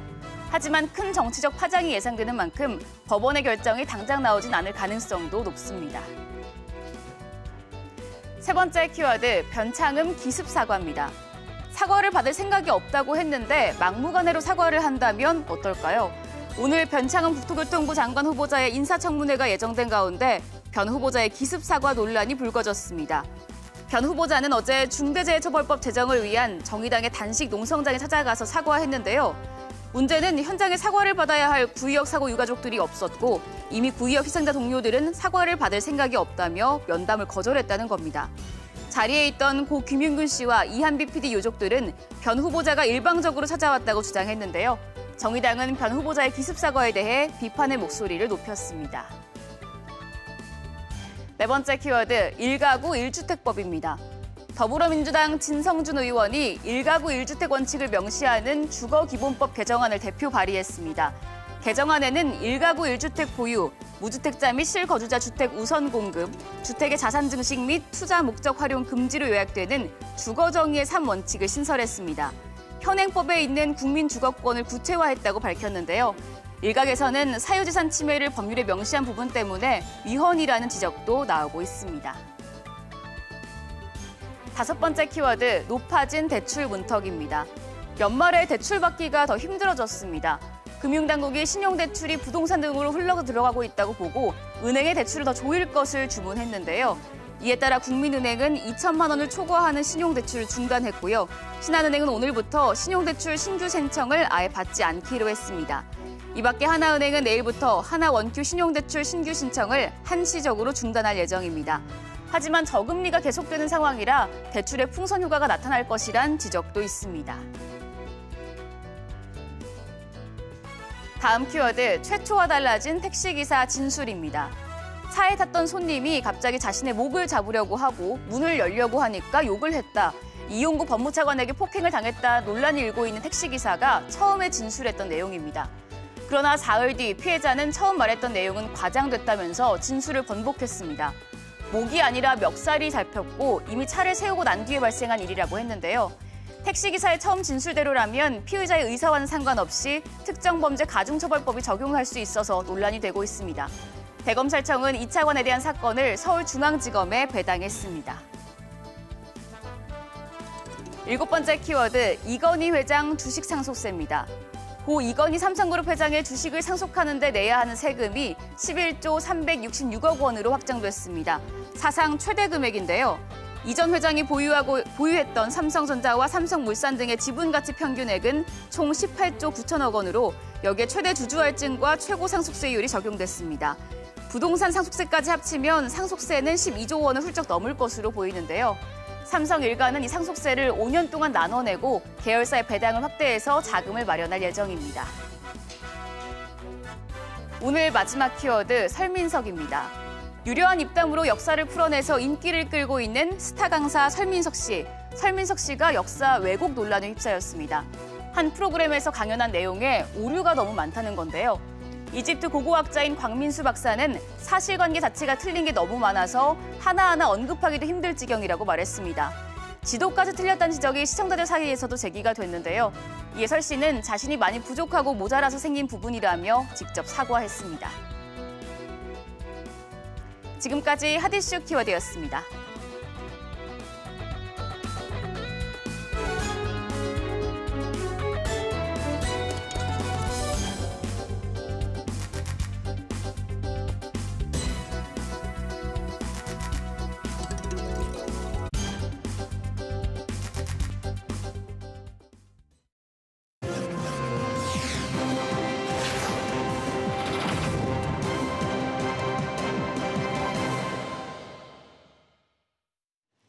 해법을 찾는 토론 이슈엔 직설 시작하겠습니다. 신임 장관 후보자들에 대한 인사청문회가 본격적으로 시작됐습니다. 그중에서도 관심은 단연 변창흠 국토교통부 장관 후보자일 텐데요. 이 까도 계속 나오는 변 후보자를 둘러싼 논란, 쟁점별로 짚어보는 시간 마련했습니다. 오늘 함께해 주실 세 분 소개하겠습니다. 동국대 정치외교학과 김종욱 외래교수, 이수희 변호사, 김수민 시사평론가 나오셨습니다. 어서 오십시오. 네, 안녕하세요. 네, 변창흠 후보자가 SH 사장 시절에 구의역 스크린도 사고로 희생당한 이 김군을 향한 막말이 계속해서 논란이 되고 있습니다. 어떠세요, 교수님? 그 발언 자체도 문제이긴 한데 일단 변 후보자가 사과는 했거든요. 이걸로 뭐 좀 일단락이 될 거라고 보십니까? 제가 볼 때 쉽지 않은 상황인 것 같습니다. 여론 자체가 좋지는 않은 것 같고요. 예. 가장 핵심적인 문제는 여권 지지층 같은 경우도 문재인 정부의 국정 철학과 좀 어긋나는 발언들을 했었기 때문에 이 부분에 대해서 사과 한 번으로 해소될 것인가. 또 야당이 뭐 말씀하신 것처럼 엄청나게 반발하는 상황인 거고요. 그래서 예. 하지만 그럼에도 불구하고 인사청문회 과정에서 변 후보자가 어떤 모습의 진정성을 보일 것인가가 핵심이라는 생각이 드는데요. 아까도 말씀드린 첫 번째는 문재인 정부 국정 철학과 어긋나는 발언을 한 이유가 무엇인가의 부분하고 또 하나 이제 공무수행 문제와 관련해서 여러 가지 문제가 제기되고 있지 않습니까? 예. 이 문제에서 어떻게 해명할 것인가. 또 하나 개인 문제까지 겹치고 있어요. 자식의 뭐 인턴, 허위 이런 얘기도 나오는 거고 그다음에 상습 체납 문제도 나오는 거고요. 네. 그랬을 때 이 세 가지 문제에 대해서 어느 만큼 해명할 수 있을 것인가. 하지만 지금 놓여 있는 상황 자체는 변창흠 후보에게 상당히 안 좋은 상황에 놓여 있기 때문에 쉽지 않은 상당히 어려운 인사청문회의 하루를 보낼 것 같다는 생각을 하게 됩니다. 사실 발언 자체가 너무 안타까운 일로 사고를 당한 그 김군에 대해서 개인적인 모욕도 그럴 거고 문재인 정부의 국정 철학 중 하나가 이 사람이 먼저라는 얘기였는데 과연 그런 것과 지금 이번 내정 자체가 같은 궤를 같이 하고 있는가에 대해서는 의구심이 들거든요. 그러니까 지금 2016년 5월 28일 날 이제 그 구의역 그 김군 사고는 아마 모든 분들이 기억하고 계실 거예요. 너무 안타까웠던 일이었죠. 그 사실. 2인 1조로 꼭 그 수리를 했어야 하는데 네. 당시 그 근무 상황이 그렇지를 못했고 그리고 또 무엇보다도 그 김군의 그 가방에 일회용 컵라면하고 네. 그 김밥이 있는 것 때문에 너무나 많이 안타까워했던 건데 맞습니다. 또 당시로 돌아가 보면 박원순 당시 서울시장이 3일 동안 그 적극적인 대응이 없었어요. 그래서 또 그 태도 때문에 굉장히 또 비판이 일었었고요. 그리고 결과적으로는 당시 서울 메트로의 본부장들이 다들 좀 그 해임이 되고 예. 법적인 책임들을 묻기도 하고 했었죠. 근데 그런 상황에 대해서 이제 변창흠 당시 그 SH공사 사장이 그 SH공사에 대해서 전체적인 취지는 그래요. 이런 사고가 나면 우리 조직도 살아남을 사람이 없다. 뭐 이런 취지예요. 그러니까 네네. 조심하자는 건데 문제는 그 사건에 대해서 사고를 당한 김군 개인의 문제로 돌렸다는 거죠. 그렇죠. 김군 개인이 조금만 신경을 썼더라면 그 오는 열차를 피할 수 있었다. 뭐 이런 취지로 보이는 거예요. 그런데 그때 이 법적인 책임을 물을 수 있었던 것도 그게 그 시스템의 문제였던 거거든요. 그렇죠. 그리고 또 하나는 이 서울시 산하 공사에서 그 어려운 일을 하는 힘든 일, 위험한 일을 용역업체에다가 맡기면서 위험을 외주화한다라고 하는 그런 비판이 상당히 많았었고요. 예. 그래서 그런 전체적인 시각에서 그 사건을 보질 못하고 굉장히 그 SH공사 사장이 또 박원순 시장과 아주 가깝다라는 본인의 그 친소 관계 때문에 박원순 시장을 두둔하고 또 뭐 조직 보호하는 그런 시각에서만 이 사건을 들여다봤다는 거에서 이분이 국토교통부 장관으로서 저 시각이 그대로 있는 걸로 있다고 봐야 되는데 적절한 인사이냐라는 비판을 받을 수밖에 없는 것 같습니다. 저는 그 김군의 죽음을 모욕했다 이런 이제 그 동료들의 아주 날선 비판들도 네. 있지만 거기에 더해서 굉장히 공적인 마인드가 안 돼 있는 분이 아닌가. 그러니까 세종대 교수로 계실 때는 괜찮지만 그렇죠. 이런 장관이나 SH공사 사장으로 거기에 뭐 더해서 나중에는 LH공사 사장도 했지만 그렇죠. 공적인 마인드가 상당히 부족한 사람이라는 생각이 듭니다. 사실 변창흠 내정자가 이 구의역 김군의 동료들에게 사과 의향을 밝히면서 만나고 싶다라고 얘기했는데 사실 뭐 거절을 당했고요. 그 이후에 이 단식 농성 중인 천막을 찾았다고 합니다. 정의당에서 하고 있는 단식 농성 중인 천막을 찾았는데 거기에 이제 고 김영균 씨의 어머니 김미숙 이사장과 또 그 방송사 조연출로 일하다가 사고를 당했던 갑질 등에서 뭐 극단적인 선택을 한 거죠, 사실.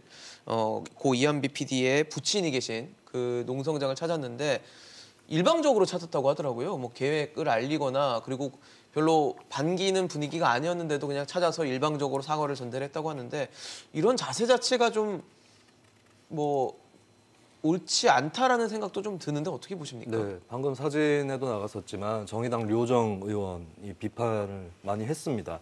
왜 여기 와서 그러느냐 뭐 이런 취지가 담겨져 있을 거라고 보여지는 거고요. 그리고 저는 혹시 김용균 재단의 김미숙 이사장을 구의역 김군의 어머니로 착각한 건 아닌가 이런 생각까지도 하게 됐습니다. 지금 거기 갈 때가 아니거든요.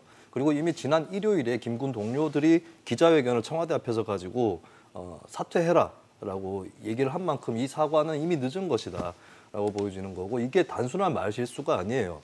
회의록에 남겨진 말입니다. 맞습니다. 예, 뭐 평소에 예전에 나향욱이라고 하는 교육부 공무원이 그것도 사석이었어요. 사실은 기자들이 만나는 자리이긴 했었지만 그때 개돼지 어쩌고 하는 발언을 했다 굉장한 맞습니다. 지탄을 받지 않았습니까? 그거보다 사실 더 심각한 발언입니다.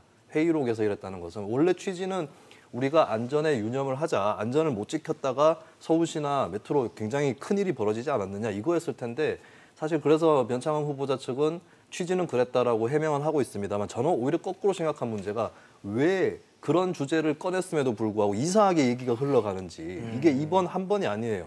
이 SH 쪽에서 그 주택 하자 이런 것들 모니터링 하시는 분들이 있는데 여성 노동자분들이거든요. 예. 거기에 대해서도 아줌마들이라고 지칭을 했다거나 예, 무슨 말만 했다고 하면 이상한 쪽으로 화제가 흘러가는데 이게 저는 특히 청년층 입장에서 불쾌한 캐릭터다라고 봅니다. 왜냐하면 청년층이 보통 얘기를 하면 집안 어른도 있고 뭐 상사라든지 스승이라든지 얘기를 하면 꼭 이상하게 얘기가 흘러가서 누군가를 비하하고야만은 그런 언어 습관을 가진 사람들이 꼭 있습니다. 거기에 대해서 평소에도 굉장히 상처를 받고 화가 났던 청년층 입장에서는 이런 사람이 어떻게 장관으로 온단 말인가라고 했을 때 이제 이거는 못 받아들이는 그런 상황이 된 것이고 저는 청년층의 여론 이것은 항상 중요한 국면에서 큰 변수가 되어 왔거든요. 이번에도 마찬가지일 것이다. 하다못해 민주당의 박성민 최고위원 청년층 정치인이죠. 그쪽에서도 뭐 장관 사퇴까지 요구하지는 않았지만 그렇게까지 해야 된다고 생각하지는 않는다고 하지만 맞습니다. 어쨌든 이거는 변명할 여지가 없고 반드시 사과해야 된다라고 규탄을 했거든요. 이게 한국 사회 청년층의 전반적인 분위기일 것이다라고 봅니다. 사실 변창흠 후보자가 뭐 그 농성장을 찾았던 자리에 보면은 김미숙 이사장과 김용관 씨 그 아버지가 계셨는데 뭐 그렇게 얘기를 했다고 합니다. 발언의 피해자는 구의역 김군의 유가족이지 우리가 사과받을 이유는 없다라고 얘기를 했다고 하는데 근데 사과받을 이유가 없는데 갔어요. 근데 간 시점이 청문회 전이거든요. 네. 그러니까 뭔가 보위적의식 아니냐. 사실 피해자들이 마음과 이런 것들을 위로해 주러 가야 되는 건데 원하지 않는 자리에 갔고 그 시점이 마침 청문회 전이에요. 이건 뭐 공교롭다고 봐야 되는 겁니까? 제가 생각할 때 상당히 문제가 많은 거죠. 왜냐하면 말씀하신 것처럼 구의역 김군 사건 문제인데 여기에 간다는 게 제가 이해가 안 되는 거고 네. 제가 볼 땐 뭐 다양한 뭐 아직까지 그건 정확히 파악은 안 됩니다만 인사청문회를 위한 하나의 퍼포먼스 아니냐라고 하는 의심을 받게 되는 측면들이 분명히 있습니다. 전 그래서 지금 중요한 건 이런 퍼포먼스가 중요한 게 아니고 어느 만큼 진정으로 사과할 것인가. 그리고 그 사과에 대해서 국민이 용납할 것인가, 이해할 것인가의 문제인데 좀 번지수가 잘못된 것 같고요.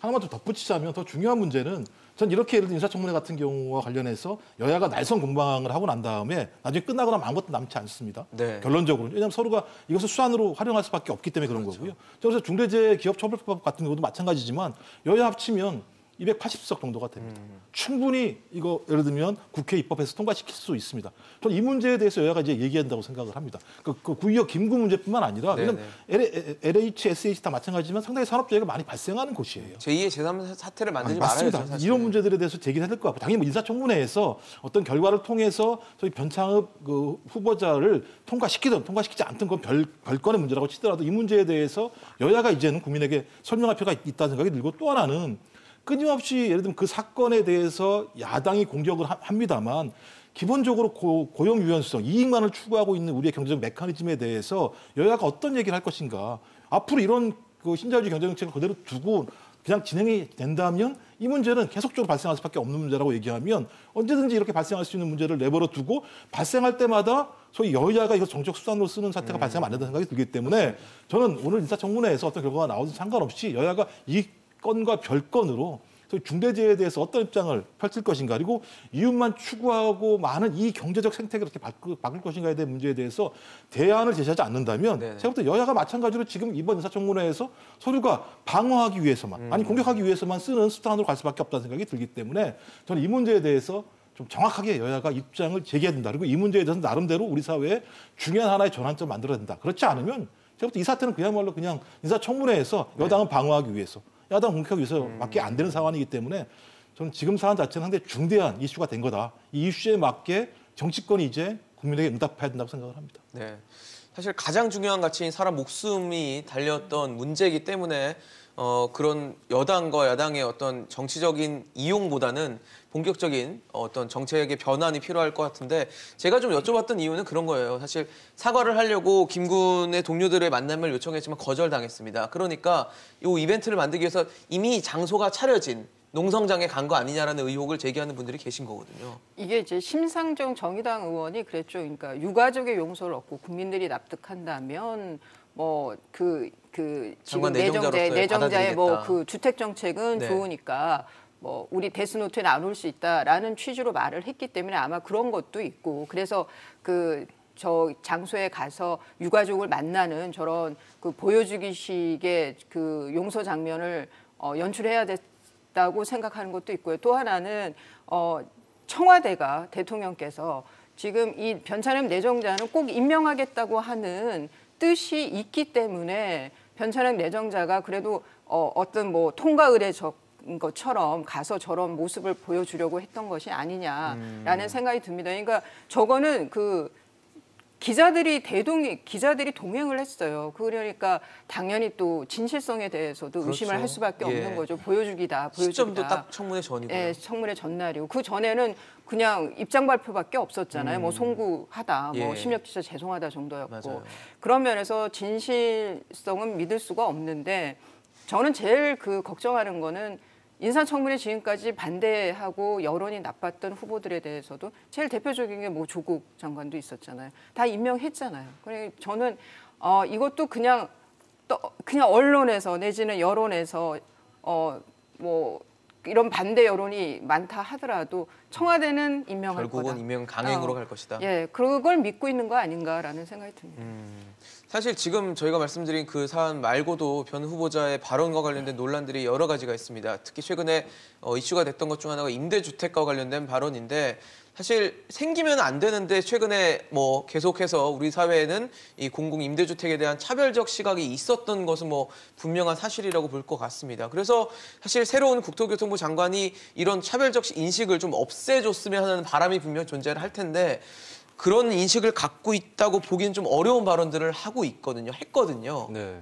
어떻게 보십니까? 지금 방금 화면에도 나오지만 못 사는 사람들은 집에서 밥을 해먹지 미쳤다고 사 먹느냐. 이게 미쳤다고라고 하는 워딩 때문에 굉장히 또 주목을 받고 있는 그런 대목인데 사실 이 얘기가 나온 취지를 봤을 때는 이제 그 취지만 보면은 좀 이해가 갑니다. 그러니까 이 나온 계기가 뭐냐면 이제 그 안에 임대주택 안에 단지 안에 공유 식당을 만드느냐 이 문제를 가지고 이제 그 식당이 맞아요. 필요할 거냐 아닐 거냐 그 얘기를 하고 있는 거고 나름대로 변창흠 후보자가 그 당시에 이러이러한 이유에서 그게 필요가 별로 없을 수 있다라고 하면 되는 일이었어요. 근데 거기서 꼭 안 끝나고 아까도 제가 말씀드렸지만 꼭 이상한 방향으로 가고 이상한 단어가 나오고 사람들 비하 발언이 나온다는 것. 그것도 회의록을 기록이 남는 회의에서 그런 얘기를 한다는 것이 좀 기가 막힐 따름이고 이 문제는 이제 사실 저런 어떤 단어를 쓴다고 해서 공공임대주택을 등한시한다거나 이러지는 않을 거예요. 변창흠 후보자가 그쪽에서는 나름대로 어떤 열이라든지 그런 게 있는 인물이기 때문에 사실 저것은 이제 밖으로 새어나오지 않았다면 아무 문제가 안 되는 그 정도 발언이고 정책에 악영향을 끼치는 발언은 아니었다라고 하는 것이죠. 그래서 조금은 분별해서 볼 필요는 있다라고 보여지는데 근데 또 문제는 저 발언 하나뿐만 아니라 여러 가지가 더 있어요. 뭐 주차장 얘기하면서 뭐 주민들이 으쌰으쌰하면서 들고 일어나면 뭐 좀 골치 아프다 뭐 이런 거라든지 녹지가 훼손되는 부분에 대해서 그냥 당당하게 우리가 이거 녹지 훼손되면 안 된다라고 서초구청에 얘기하자 이렇게 얘기하면 될 것을 환경단체에 슬쩍 흘려서 움직이게 하고 맞아요. 이런 식의 표현이 계속 연달아 나온다는 것은 굉장히 문제가 있다. 그렇게 볼 수밖에 없겠습니다. 교수님 인식이 문제 있다고 보시지 않습니까? 문제가 있다고 뭐 얘기할 수 있는 그러니까 워낙 많은 얘기들이 나왔기 때문에 네. 진위를 잘 모르겠어요. 오늘 좀 얘기를 들어봐야 될 것 같고요. 구체적으로. 근데 문제의 핵심 뭐냐면 저는 본인이 SHLH에서 사장하신 분이잖아요. 그러니까요. 거기서 공공임대주택 만드는 거 아니겠습니까? 맞습니다. 그러니까 입주하라고 만든 분이 거기에 입주한 분인데 못 사는 사람이라고 얘기하는 순간 이거 왜 만드는지에 대한 근본적인 질문을 할 수밖에 없는 거고요. 그냥 못 사는 사람들이랑 규정을 하는 거잖아요. 예, 그다음에 대통령이 말씀하신 공공임대주택에 대한 내용과도 틀려요. 공공임대주택은 왜 그러냐면 부모님이 자산이 없거나 자기가 예를 들면 그 임금이 높지 않게 되면은 자산을 축적할 수가 없어요. 이 전월세 구조 속에서 전세랑 월세가 너무 높은 구조에서 그래서 거기에 대한 주거 비용을 내게 되면 자산을 축적할 수가 없잖아요. 맞습니다. 그런 자산을 축적할 수 있는 기간을 만들기 위해서 공공임대 주택이라는 걸 만들어서 그 기간 동안 나름대로 자산을 추적해서 그 자산을 추적한 내용 가지고 좀 더 좋은 주거 공간으로 가기 위한 중간 매개 단위로 만든 공공임대 주택인데 거기에 들어오신 분들을 갖다가 못 사는 사람이라고 얘기하게 된다면 그분들이 거기에 들어가게 되면 어떻게 되겠습니까? 본인들 스스로가 못 사는 브랜드의 옷이라고 그걸 짓는 것밖에 안 되는 상황인 거잖아요. 저는 이런 식의 마인드를 가지고는 소위 앞으로 국토교통부 같은 경우가 주무장관이지 않습니까? 더 핵심적인 문제는 부동산 정책에 대해서 소위 문재인 부동산 정책에 대해서 국민적 신뢰가 높지 않은 상황이에요. 근데 거기에 주무장관이 이런 신뢰성들을 잃게 됐을 때 앞으로 정책을 추진할 수 있는 동력이 만들어질 수 있을 것인가라는 고민이 분명히 있는 거죠. 저는 아직까지 인사청문회가 본격적으로 벌어지지 않기 때문에 오늘 인사청문회 과정에서 저는 변창흠 후보자가 충분히 이 부분에 설명을 하지 않게 된다면 앞으로 저는 뭐 후보자 개인의 문제를 떠나서 소위 그 국토교통부가 진행해야 될 부동산 정책에 대한 국민적 신뢰를 확보할 수 있을 것인가에 대한 근본적인 고민이 있기 때문에 지켜봐야 되겠습니다만 지금까지 발언을 봤을 때에는 소위 주무장관으로서 역할을 제대로 할 수 있을 것인가에 대한 의문들을 풀기가 어려운 상황이다라고 좀 판단이 듭니다. 사실 앞으로 국토교통부가 좀 이런 임대주택에 많은 힘을 쏟을 예정이기 때문에 이런 인식이 또 화두가 될 수밖에 없을 것 같거든요. 근데 지금 그 며칠 전에 그 김현미 현 국토부 네. 장관하고 대통령하고 세 분이 그 행복주택에 가서 불러봤죠. 그것도 뭐 4천만 원 4억 들었다 뭐 해서 비판을 많이 받았지만 네. 그때 나온 메시지 중에 하나가 공공임대주택이 주거 사다리가 될 수 있어야 되고 중산층에게 주거 비용을 적게 들이면서 어떤 그 제2의 도약을 할 수 있는 그런 희망을 줄 수 있는 그런 기반이 될 수 있는 그런 주택을 짓겠다라는 그런 메시지가 나왔었거든요. 맞습니다. 그런데 지금 변창흠 그 후보자의 경우엔 지금 못 사는 사람들이라고 이렇게 굉장히 수치심과 모멸감을 느낄 수 있게 표현을 했어요. 근데 이것이 단순히 말실수라고 보기에는 다른 여타 그 후보자의 발언들하고 비교를 해보면 인식 자체가 상당히 특권인식을 갖고 있는 것 같고 그리고 이분이 또 하나는 이제 그 서울 도시연구소 소장도 했는데 그 제가 검색을 해봤어요. 그 연구소가 뭐 하는 곳인가. 그러니까 도시 빈민 사업을 하던 곳이에요. 그러니까 뭐 이런 뭐 달동네니 소위 옛날에 말하던 그런 데서 개발이 되면 밀려나는 그렇죠. 그 분들에 대해서 어떤 그 대안을 제시할 것이냐 뭐 이런 걸 연구하던 분인데 그렇다고 그러면은 이 변창흠 후보자가 그분들이 그럼 그냥 단순히 못 사는 사람들이고 그래서 우리가 시해의 대상이고 그렇게 생각하면서 그분들에 대한 정책을 짰다? 그럼 뭔가 저는 상당히 모순되는 것 같아요. 그럼요.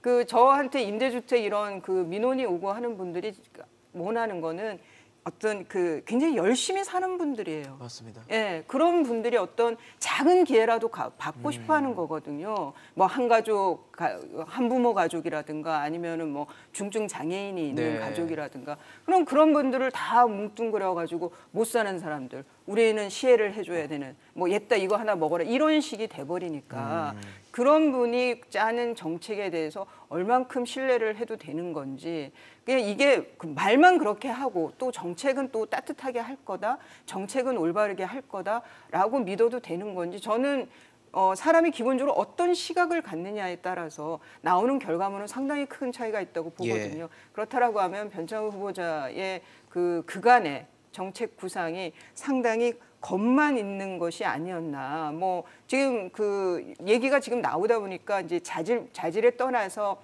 저분이 하는 도시 정책 문제도 나올 수밖에 없는데요. 그렇죠. 박원순 시장과 같이 SH공사를 하면서 그동안의 서울시의 주택 공급 정책을 거의 입안을 했다고 봐도 됩니다. 그런데 지금 어떻게 됐습니까? 서울시의 공급이 부족해지면서 너무나 집값이 폭등을 했죠. 그런 면에서 정책 검증도 같이 필요하고 거기에 대해서는 저는 부적절하지 않나라는 생각이 듭니다. 아마 인식이 정책으로 연결될 수 있기 때문에 이런 우려를 할 텐데 논란이 또 있습니다. 뭐 학교 동문들을 고위직으로 특혜 채용했다라는 의혹도 있는데 이렇게 되다 보니까 뭐 청와대가 검증을 제대로 한 거냐, 내정자를 고를 때 제대로 고른 거냐라는 것을 두고도 얘기가 되고 있는데 어떻게 보십니까? 방금 얘기하신 개방형 고위직 대거 채용은 이제 결과적으로는 여러 논란이 나올 수밖에 없는 부분이고 특히 이제 그중에 한 명인가는 단독으로 응시를 해가지고 합격을 했거든요. 맞습니다. 그런 부분들은 이제 의심을 받을 수밖에 없겠죠. 근데 이제 그게 일종의 절차들을 밟기는 다 했습니다. 뭐 규정을 바꾼다거나 그런 부분들은 있었기 때문에 좀 애매한 부분으로 남을 것 같고요. 근데 이게 이제 이런 의혹 한두 가지면 괜찮은데 여러 가지가 너무 겹쳐져 있으니까 청와대도 굉장히 부담을 안아야 될 것 같은데 글쎄 그 청와대에서 그런 변창흠 후보자를 왜 고집하는가에 대해서는 좀 설명이 가능할 것 같아요. 왜냐하면 한국의 부동산에 관련해서 이 전문가의 풀이 굉장히 협소합니다. 그러니까 여러 사람들이 전문가라고 볼 수도 있겠지만 이게 워낙에 진영으로 나뉘어져 있는 데다가 저는 이제 한국의 부동산 문제가 잘 해결되지 않는 이유 중에 하나가 진보 보수 양쪽에 다 있다고 보는 게 굉장히 방안들이 협소하고 닫혀 있어요. 그러니까 보수 쪽에서는 시장에 맡기면 다 풀릴 것처럼 얘기를 하고 진보에서는 공급은 문제가 아니다라는 식으로 고집을 피우고 있습니다. 이런 것들이 좀 조합이 돼서 지금까지 해봤던 방책들이 다 통하지 않았기 때문에 서로 간에 의견을 나누고 그리고 자기가 스스로 생각해봐도 이 방식은 좀 바꿔야겠다. 이렇게 해서 조합이 돼야 되는데 그냥 진영만 나뉘어져 있는 거거든요.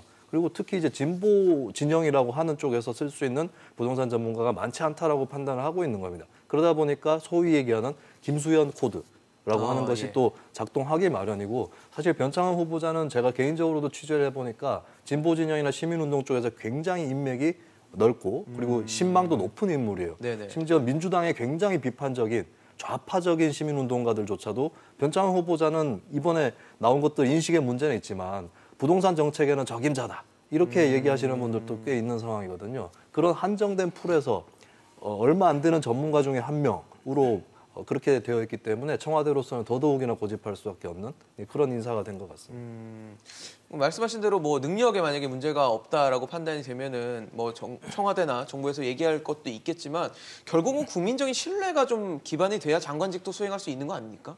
네, 맞습니다. 말씀하신 것처럼 장관이라고 하는 것이 전문성도 필요합니다만 국민들이 신뢰할 수 있을 만큼의 공직자로서의 자세도 분명히 중요하기 때문에 이 두 가지가 결합되면 가장 좋겠죠. 하지만 뭐 모든 공직자가 그럴 수 있으리라고 생각하는 것도 제가 볼 때는 이상주의적이라고 생각이 들고요. 근데 지금 아까 말씀하신 예를 들면 지금 뭐 인사 문제 관련해서는 마찬가지인데요. 저는 이 문제는 제가 볼 때 인사청문회 오늘 인사청문회에서 철저히 검증할 필요가 있다는 생각이 들고요. 이렇게 이걸 다 비판할 수만 있느냐? 저는 그렇게 얘기할 수 없어요. 그러니까 우리나라 구조 자체가 그렇습니다. 제가 확인해 보니까 고위직 232명을 갖다가 이명박 정부, 박근혜 정부, 문재인 정부 이렇게 그 대학을 출신 대학을 분석을 해보니까 서울대, 고려대, 연세대 출신이 이명박 정부 64.8%, 박근혜 정부는 50.5%, 문재인 정부는 61%예요.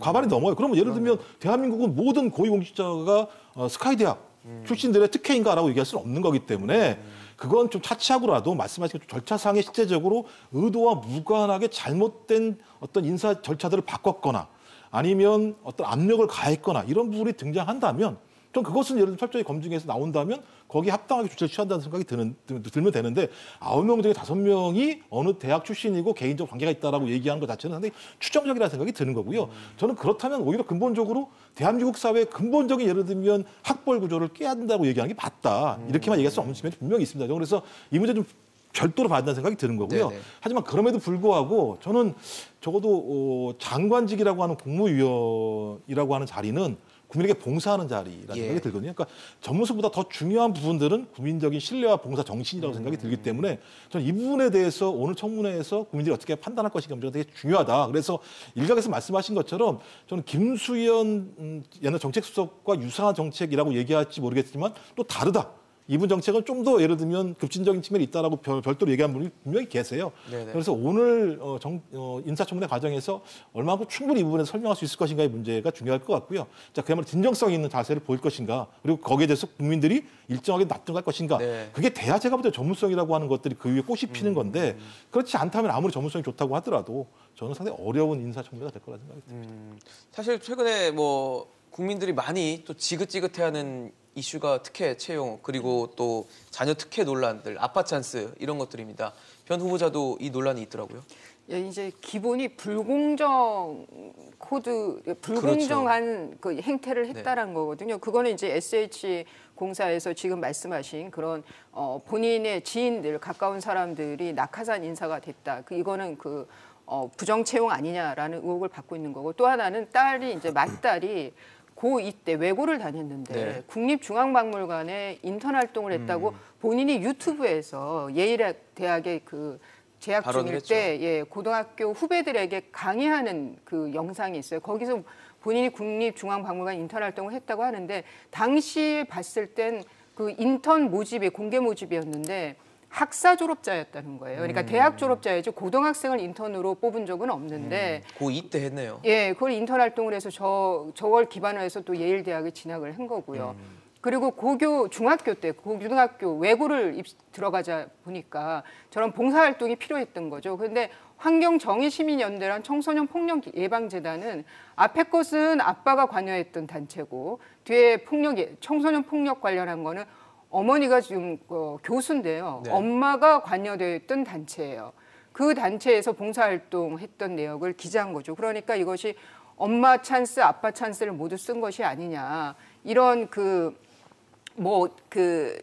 본인이 노력으로 본인이 직접 신청했다라고 저 후보자 측에서는 답변을 내놨지만 네. 그걸 믿는 국민들이 몇 분이나 되실까요? 예.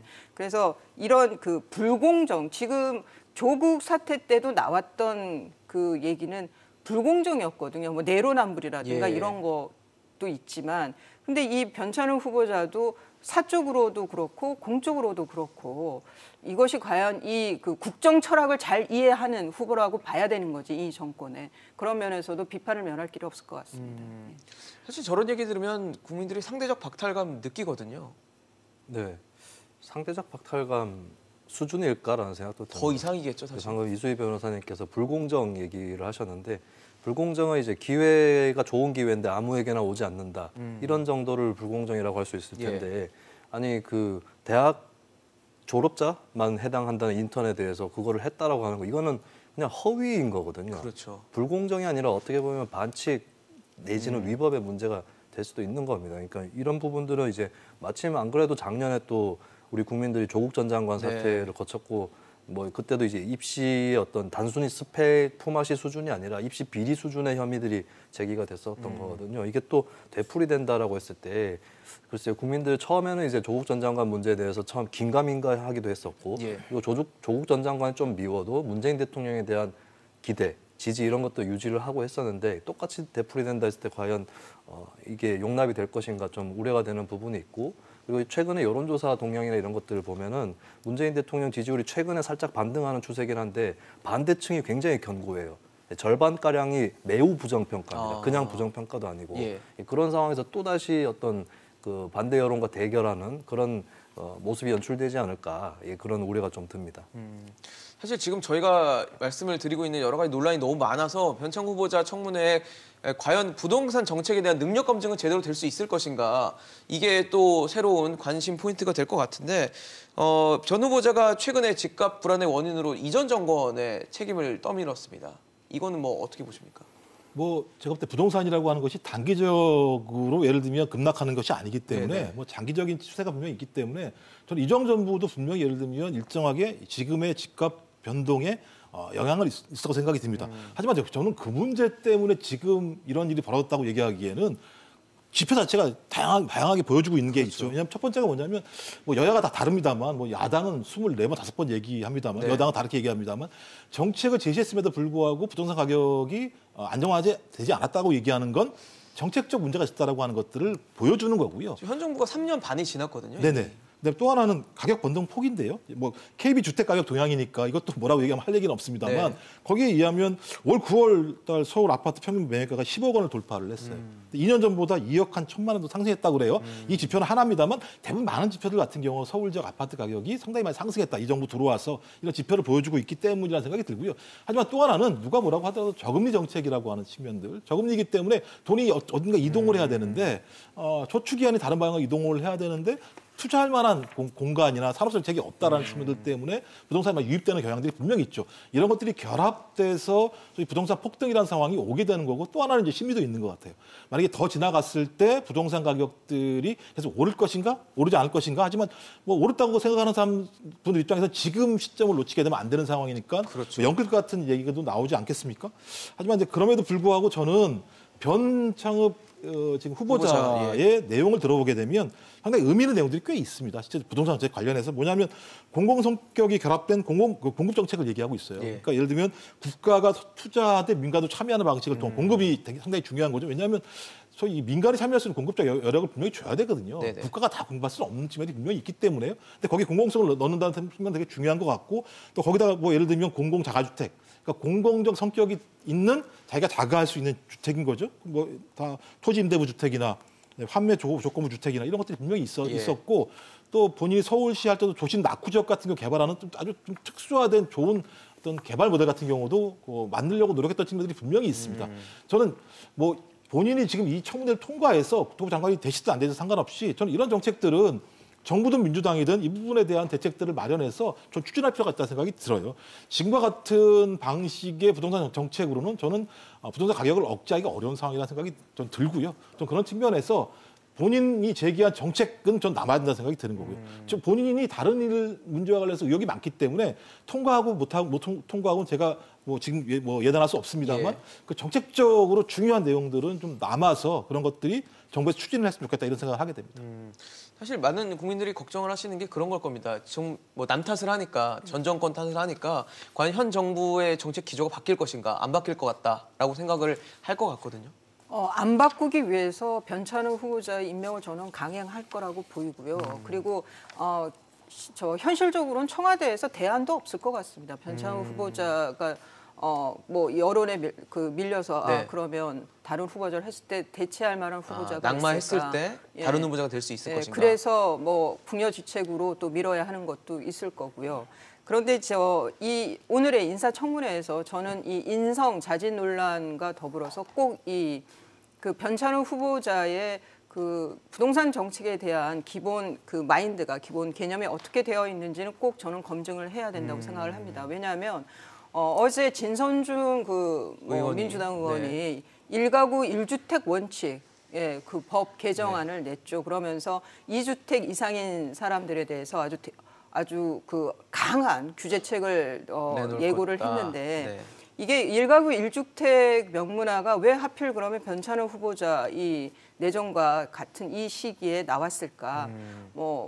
이게 이제 사유재산제를 이걸 뭐 포기하는 거 아니냐, 이거 침해하는 거 아니냐라고 해서 많은 이제 논란이 있습니다만 변찬흠 후보자가 그 내정이 됐을 때 한편에서 나왔던 그 염려가 혹시 토지 공개념이 현실화되는 거 아니냐 이런 얘기들을 많이 하셨거든요. 네.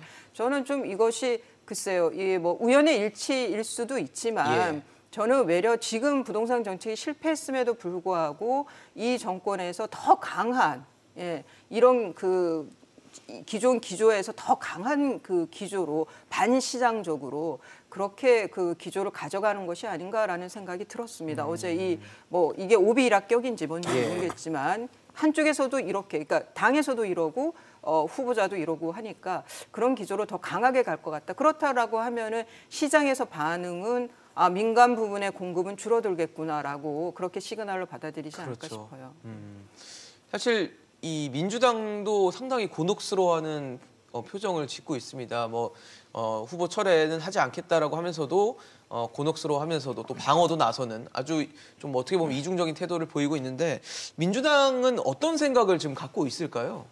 민주당은 청와대에서 어떻게 생각하는지가 가장 중요한 게 아닐까라는 그런 생각을 하고 있는 게 아닐까 싶어요. 그러니까 지금까지 보면 청와대 인사에 대해서 민주당에서 나서서 이건 아니다라고 정리를 하거나 잘라내거나 하는 이런 것을 거의 본 적이 없습니다. 이거 과거에 노무현 정부나 이명박 박근혜 정부에서도 이 정도 수준이었을까? 물론 좀 현대로 더 올수록 대통령 중심이 더 강해진 것 같기는 한데 그만큼 이제 좀 어떤 주도권이라든지 이런 것들을 그러니까 굉장히 굳은 일이 있을 때 민주당이 앞장을 섭니다. 청와대 대통령은 굉장히 조용해요.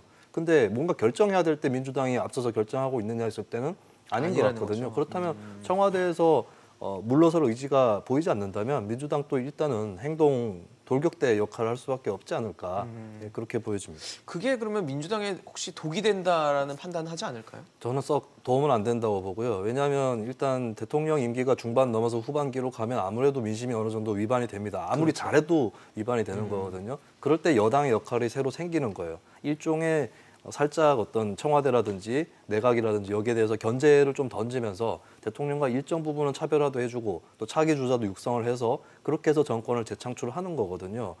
김대중 정부, 노무현 정부로 가는 과정도 그랬고 예. 이명박 정부에서 박근혜 정부로 가는 과정도 그랬었습니다. 근데 현재는 그렇지는 않다.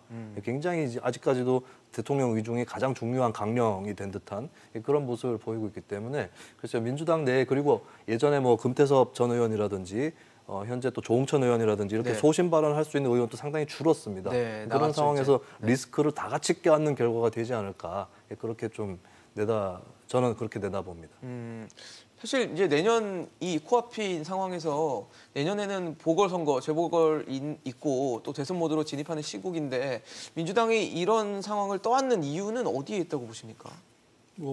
제가 볼 때는 지금 상황에서 이 인사청문회 과정에서 변창흠 후보자가 낙마하게 됐을 때 국정 동력을 상실할 수 있다라고 하는 우려들을 가지고 있는 것 같아요. 왜냐하면 이제 대통령이 지명을 해서 네. 인사청문회 절차를 거쳐가지고 임명이 되는 과정인데 그것들이 중간 과정에서 만약에 낙마를 했을 경우 대통령에게 직접적인 예를 들면 문제가 될 수 리스크가 될 있다라고 것이다. 판단하는 것 같긴 합니다. 하지만 그럼에도 불구하고 말씀하신 것처럼 장기간 추미애 그다음에 윤석열 검찰총장 간의 네. 갈등들이 많이 발생하고 또 하나는 이 주무장관인 이 부동산 정책과 관련해서 상당히 이번 정부의 국정 지지율이 떨어지는 가장 중요한 이유 중에 하나가 이거였다는 측면들이 분명히 있고요. 또 여기에 겹쳐서 지금 변창흠 후보자에 대한 많은 논란들이 분명히 있습니다. 저는 오늘 인사청문회 과정들을 지켜봐야 될 것 같고요. 이 이후에 국민 여론이 어떻게 변할지 이걸 좀 지켜봐야겠습니다만 만약에 지금 같은 상황이 지속됐을 때 저희 과거와 같은 방식으로 임용을 강행하는 것이 저는 임기 후반 문재인 정부에게 좋을 것인가 나쁠 것인가 제가 판단해 봤을 때는 저는 적어도 이제는 국민의 여론을 따라가야 된다. 저는 그것이 맞다는 생각이 들고요. 그래서 과감하게 국민이 요구하는 방향의 어떤 임명 절차를 강행하지 않는 방식들이 더 타당할 수 있다는 생각을 저는 분명히 합니다. 그렇지 않게 된다면 저는 오히려 가면 갈수록 소위 정부 여당의 지지율 하락에 영향을 끼칠 거라는 생각이 들고요. 저는 이거 어떤 변창흠 후보자를 지키고 안 지키고의 문제가 중요한 게 아니라 부동산 정책에 대해서 국민이 신뢰할 수 있는 내용들을 얼마만큼 제시할 수 있을 것인가 핵심이라는 생각이 들고요. 잠깐만 좀 부연하자면 계속 지금 나오는 게 예를 들면 토지공개념 문제와 관련해서도 마찬가지지만 토지공개념은 박정희 대통령이 제시했던 내용들이에요. 그러니까 진보와 보수가 다른 내용들이고요. 그다음에 또 우리 사회에서 계속 사유재산권에 대해서 신성시하는 측면이 분명히 있는데요. 유럽 같은 사회도 마찬가지지만 공공성을 훼손하게 되면 사유재산에 대해서 당연히 문제가 들어갑니다. 전 그래서 지금 상황에서 저는 사유재산권을 갖다 침해하는 얘기는 아니지만 적어도 사유재산 문제, 그다음에 토지 문제와 관련해서는 우리 사회에서 좀 근본적인 토론들을 다시 해봐야 될 것 같아요. 안 그렇게 된다면 그야말로 가진 사람들은 제도 속에서 모든 것을 지킬 수밖에 없다. 그랬을 때 가지지 못한 사람들은 그 공간을 올라갈수록 사다리가 다 깨지기 때문에 저는 이 부분과 관련해서는 좀 진보와 보수를 떠나서 좀 근본적인 토지 공공성 문제와 관련해서 한번 토론을 좀 해볼 필요가 있다는 생각을 하게 됩니다. 말씀하신 대로 공론화가 필요한 사안인데도 불구하고 너무 급박하게 좀 진행되는 건 아닌가라는 우려를 낳게 하는 부분이 있습니다. 최근에 인사청문회가 진행된 전해철 행정안전부 장관 후보자의 이 청문회에서는 이용구 법무부 차관의 택시기사 폭행 사건이 주요 쟁점으로 떠올랐습니다. 일단 후보자는 직접적으로 답변하지는 않았습니다. 본인이 적절하지 않은 것 같아요. 언급하는 것이 적절하지 않은 것 같다. 행안부 장관이니까 산하의 경찰 조직이 있기는 하지만 고발 사건이라 본인이 그 입장을 밝히기 어렵다라고 했는데요. 지금 이용구 법무부 차관의 경우에도 봐주기 수사 논란이 있는 거고 이거는 법조인 입장에서 법 개정이 됐었기 때문에 특가법에서 이제 그 정차 중에 그 폭행도 처벌하는 거로 법 개정이 된 이후의 사건이고 그래서 좀 저는 봐주기 수사 쪽으로 기우는데 여기에 대해서는 경찰이 경찰을 다시 수사하기는 어려울 거고 근데 지금 상황에서 검찰이 또 개입하는 것도 상황상 어려울 것 같아요. 근데 고발이 됐다고는 하는데 시민단체에서 경찰이 또 판례를 다시 검토하겠다 이런 얘기를 하더라고요. 예, 그렇긴 하는데 좀 이런 것들이 글쎄요, 이 행안부 장관 입장에서 언급하기는 어려울지는 있지만 이제 앞으로 이용구 법무부 차관을 그러면 법무부 장관으로 정말 임명을 하려고 할까 청와대가 법무부 차관을 장관으로? 네, 그 얘기가 많이 나왔었거든요. 이용구 차관이 장관으로 내정하기 위해서 그 윤석열 소신을 밟는 거다. 네, 그런 얘기가 있었거든요. 아마 그것은 만일 그런 의도였다면 그 의도는 성취되기가 어렵지 않겠나는 생각이 듭니다. 사실 지금 저희 앞서서 뭐 그림에도 나왔지만 택시기사분들을 이렇게 폭행할 경우에 기존의 판례들은 뭐 징역을 받는 경우도 있고요. 뭐 집행유예가 떨어지긴 했지만 이런 경우가 있어서 이번 사안이 그렇게 가볍게 보기는 좀 어렵다는 생각이 드는데 어떻게 보십니까? 네, 판례도 있지만 전해철 후보자가 의원 할 때, 지금도 의원이긴 합니다만 2015년에 개정을 했어요. 승차, 하차 시에 벌어지는 것도 특가법상 처벌 대상인 것이다. 운행 중으로 본다라고 법을 개정했기 때문에 경찰이 왜 도대체 저렇게 법 적용을 했는지는 전혀 납득이 가지 그래서 않습니다. 의혹이 있는 거잖아요. 지금. 예, 그리고 이제 얼마 전에 한겨레 신문에서 오보를 했는데 검찰 수사 지침에도 보면 저렇게 택시에서 하차하는 경우는 뺀다라고 돼 있다라고 나와 있어요. 근데 그 수사 지침은 개정 전에 법률을 따라서 만들어진 겁니다. 2016년 초에. 예, 그래서 그러면 택시에서 하차라는 시점은 언제 발생하는 거냐. 그렇죠. 그렇게 생각할 수밖에 없는 것이고 전해철 후보자가 어제 직답을 피해 갔는데 사실 좀 이중적인 태도였어요. 왜냐하면 박원순 전 시장이나 오거돈 전 시장에 대해서는 권력형이, 이것도 표현이 좀 독특한데 권력형이 가미된 성범죄 라고 했거든요. 성범죄다. 네, 박원순 전 시장 관련해서 어떤 진상 규명이나 이런 게 종결된 게 아니잖아요. 그런데도 그렇게까지는 얘기를 했어요. 근데 이 사안에 대해서는 이게 수사 가이드라인이 될 수 있으니까 말을 하지 않겠다. 이것은 조금 이중적인 태도가 아닌가. 그리고 즉답하기가 좀 힘들다면 어떤 가정법을 동원해서 하는 방법도 있습니다. 그러니까 그 사건의 진상을 떠나서 이러한 경우라면 그것은 특가법 적용 대상이라고 본다. 이렇게 대답할 수도 있었을 텐데 피해갔다라고 하는 것은 어떻게 보면은 글쎄 지금 여권 입장에서는 이게 하나의 방증이라고 보여지는 게 박원순, 오거돈 전 시장 문제보다 이용구 차관을 방어하는 것이 더 시급하고 중대하다라고 생각한 건 아닌가. 그런 생각도 좀 듭니다. 사실 이렇게 그냥 뭐 입장 밝히기 어려운 자리에 있다. 내 입장은 그게 뭐 입장이 아니다. 이렇게 그냥 묻고 가기는 좀 너무 무거운 사안이 아니었나 싶거든요. 뭐 본인이 청문회장에서 언급하기가 상당히 어려운 대목이었죠. 어려운 본인이 법을 얘기죠, 만들었던 사실. 내용이기 때문에 이 부분과 관해서 적용할 것인가의 문제는 국회의원이 이것을 법을 적용하는 부분은 아니니까요. 이게 사법부에서 판단하는 건데요. 저는 뭐 여하간 쟁점은 그런 것 같습니다. 그러니까 경찰에서 다시 한번 수사를 하겠다고 얘기하니 뭐 너무나 많은 그 내용들이 나오고 있어요. 하나는 뭐냐면 뭐 중간에 멱살을 잡았다는 얘기도 있고 또 본인이 내려서 문을 열고 뭐 예를 들면 깨웠다는 얘기도 다양하기 때문에 저는 뭐 경찰에서 수사를 해서 거기에 합당한 조치를 취해야 된다는 생각이 드는 거고요. 말씀하신 것처럼 2015년도에 법이 바뀌었다면 그 이후에 벌어진 법은 그 법에 적용될 수밖에 없기 때문에 그런 거고요. 근데 저는 더 중요한 게 뭐냐면 논쟁이 좀 이상한 것 같아요. 왜냐하면 특가법이든 아니 단순 폭행이든 폭행은 일어난 거잖아요. 그럼 법무부 차관이 폭행에 연루가 된 거잖아요. 저는 이 문제가 더 중요한 거죠, 핵심적으로. 그랬을 때 법무부 차관을 그런 사실에도 불구하고 임명을 했다. 모르고 할 수도 있습니다. 알았을 때 정부가 어떤 선택을 할 것인가에 대해서 얘기해야 된다는 생각이 드는 거예요. 그렇지 않게 된다면 특가법이 뭐가 중요하고 뭐 단순 폭행이 뭐가 중요하겠습니까? 그것을 몰랐다라고 하는 것 아니면 알았다고 했을 때 어떻게 해야 될 것인가에 대해서 원칙과 기준을 세워야 된다. 그랬을 때 공직자가 거기에 준하는 만큼의 행동을 할 수 있기 때문에 저는 경찰이 내사에서 확인된다고 생각합니다. 하지만 그 이전의 문제에 대해서 정확히 얘기를 해야 된다. 안 그렇게 되면 제가 볼 때 사건 자체가 이상한 데로 간다고 생각이 들어요. 사실 지금 뭐 내정된 장관 후보자들이 4명입니다. 인사청문회가 이제 진행이 되고 있는 부분이 있는데 어떻게 보세요? 뭐 전원 통과를 할 것으로 보십니까, 변호사님? 그러니까 그 보고서가 채택되는 거는 다른 세부는 모르겠지만 변창흠 후보자에 대해서는 그 보고서가 채택되기는 어려울 걸로 보이고 채택이 어려울 것으로 보세요.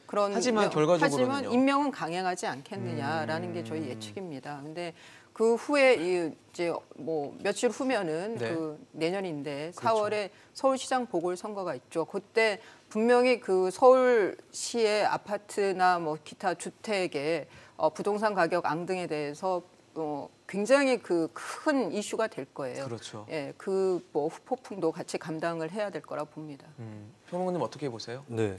아무래도 변창흠 후보자가 가장 위험하지 않을까 그런 생각을 합니다. 그러니까 예를 들면 보건복지부의 권덕철 후보자라든지 이쪽은 관료 출신이에요. 여기도 뭐 김수현 코드다 이렇게 평가할 수도 있겠지만 어쨌든 관료 출신이고 제가 알기로는 공직사회에서도 평가가 좋았던 인물로 알고 있습니다. 그리고 정영애 여성가족부 장관 후보자는 어쨌든 여러 가지 과거의 발언 때문에 어느 정도 비판이 있는 것으로 알긴 하는데 그래도 뭐 전형적인 여성학의 전문가 또 선도자였었고 또 현임 장관께서 또 말실수라든지 이런 걸로 구설을 너무 빚었기 때문에 그 효과도 좀 볼 것 같습니다. 그렇다면 결국에 남는 것은 전해철 후보자하고 변창흠 후보자인데 네. 전해철 후보자 같은 경우는 제기되는 의혹들이 한 15년 전 의혹들이에요. 주택 문제도 그렇고 청와대 민정수석 재직 당시 일도 그렇고 그래서 좀 이게 그렇게 민감하게 국민들한테 다가오지는 않거든요. 그리고 지금까지 국회에서 솔직히 의원 장관 후보자 나왔을 때 결국에는 다들 통과해서 갔기 때문에 예. 그렇다면 야당 입장에서도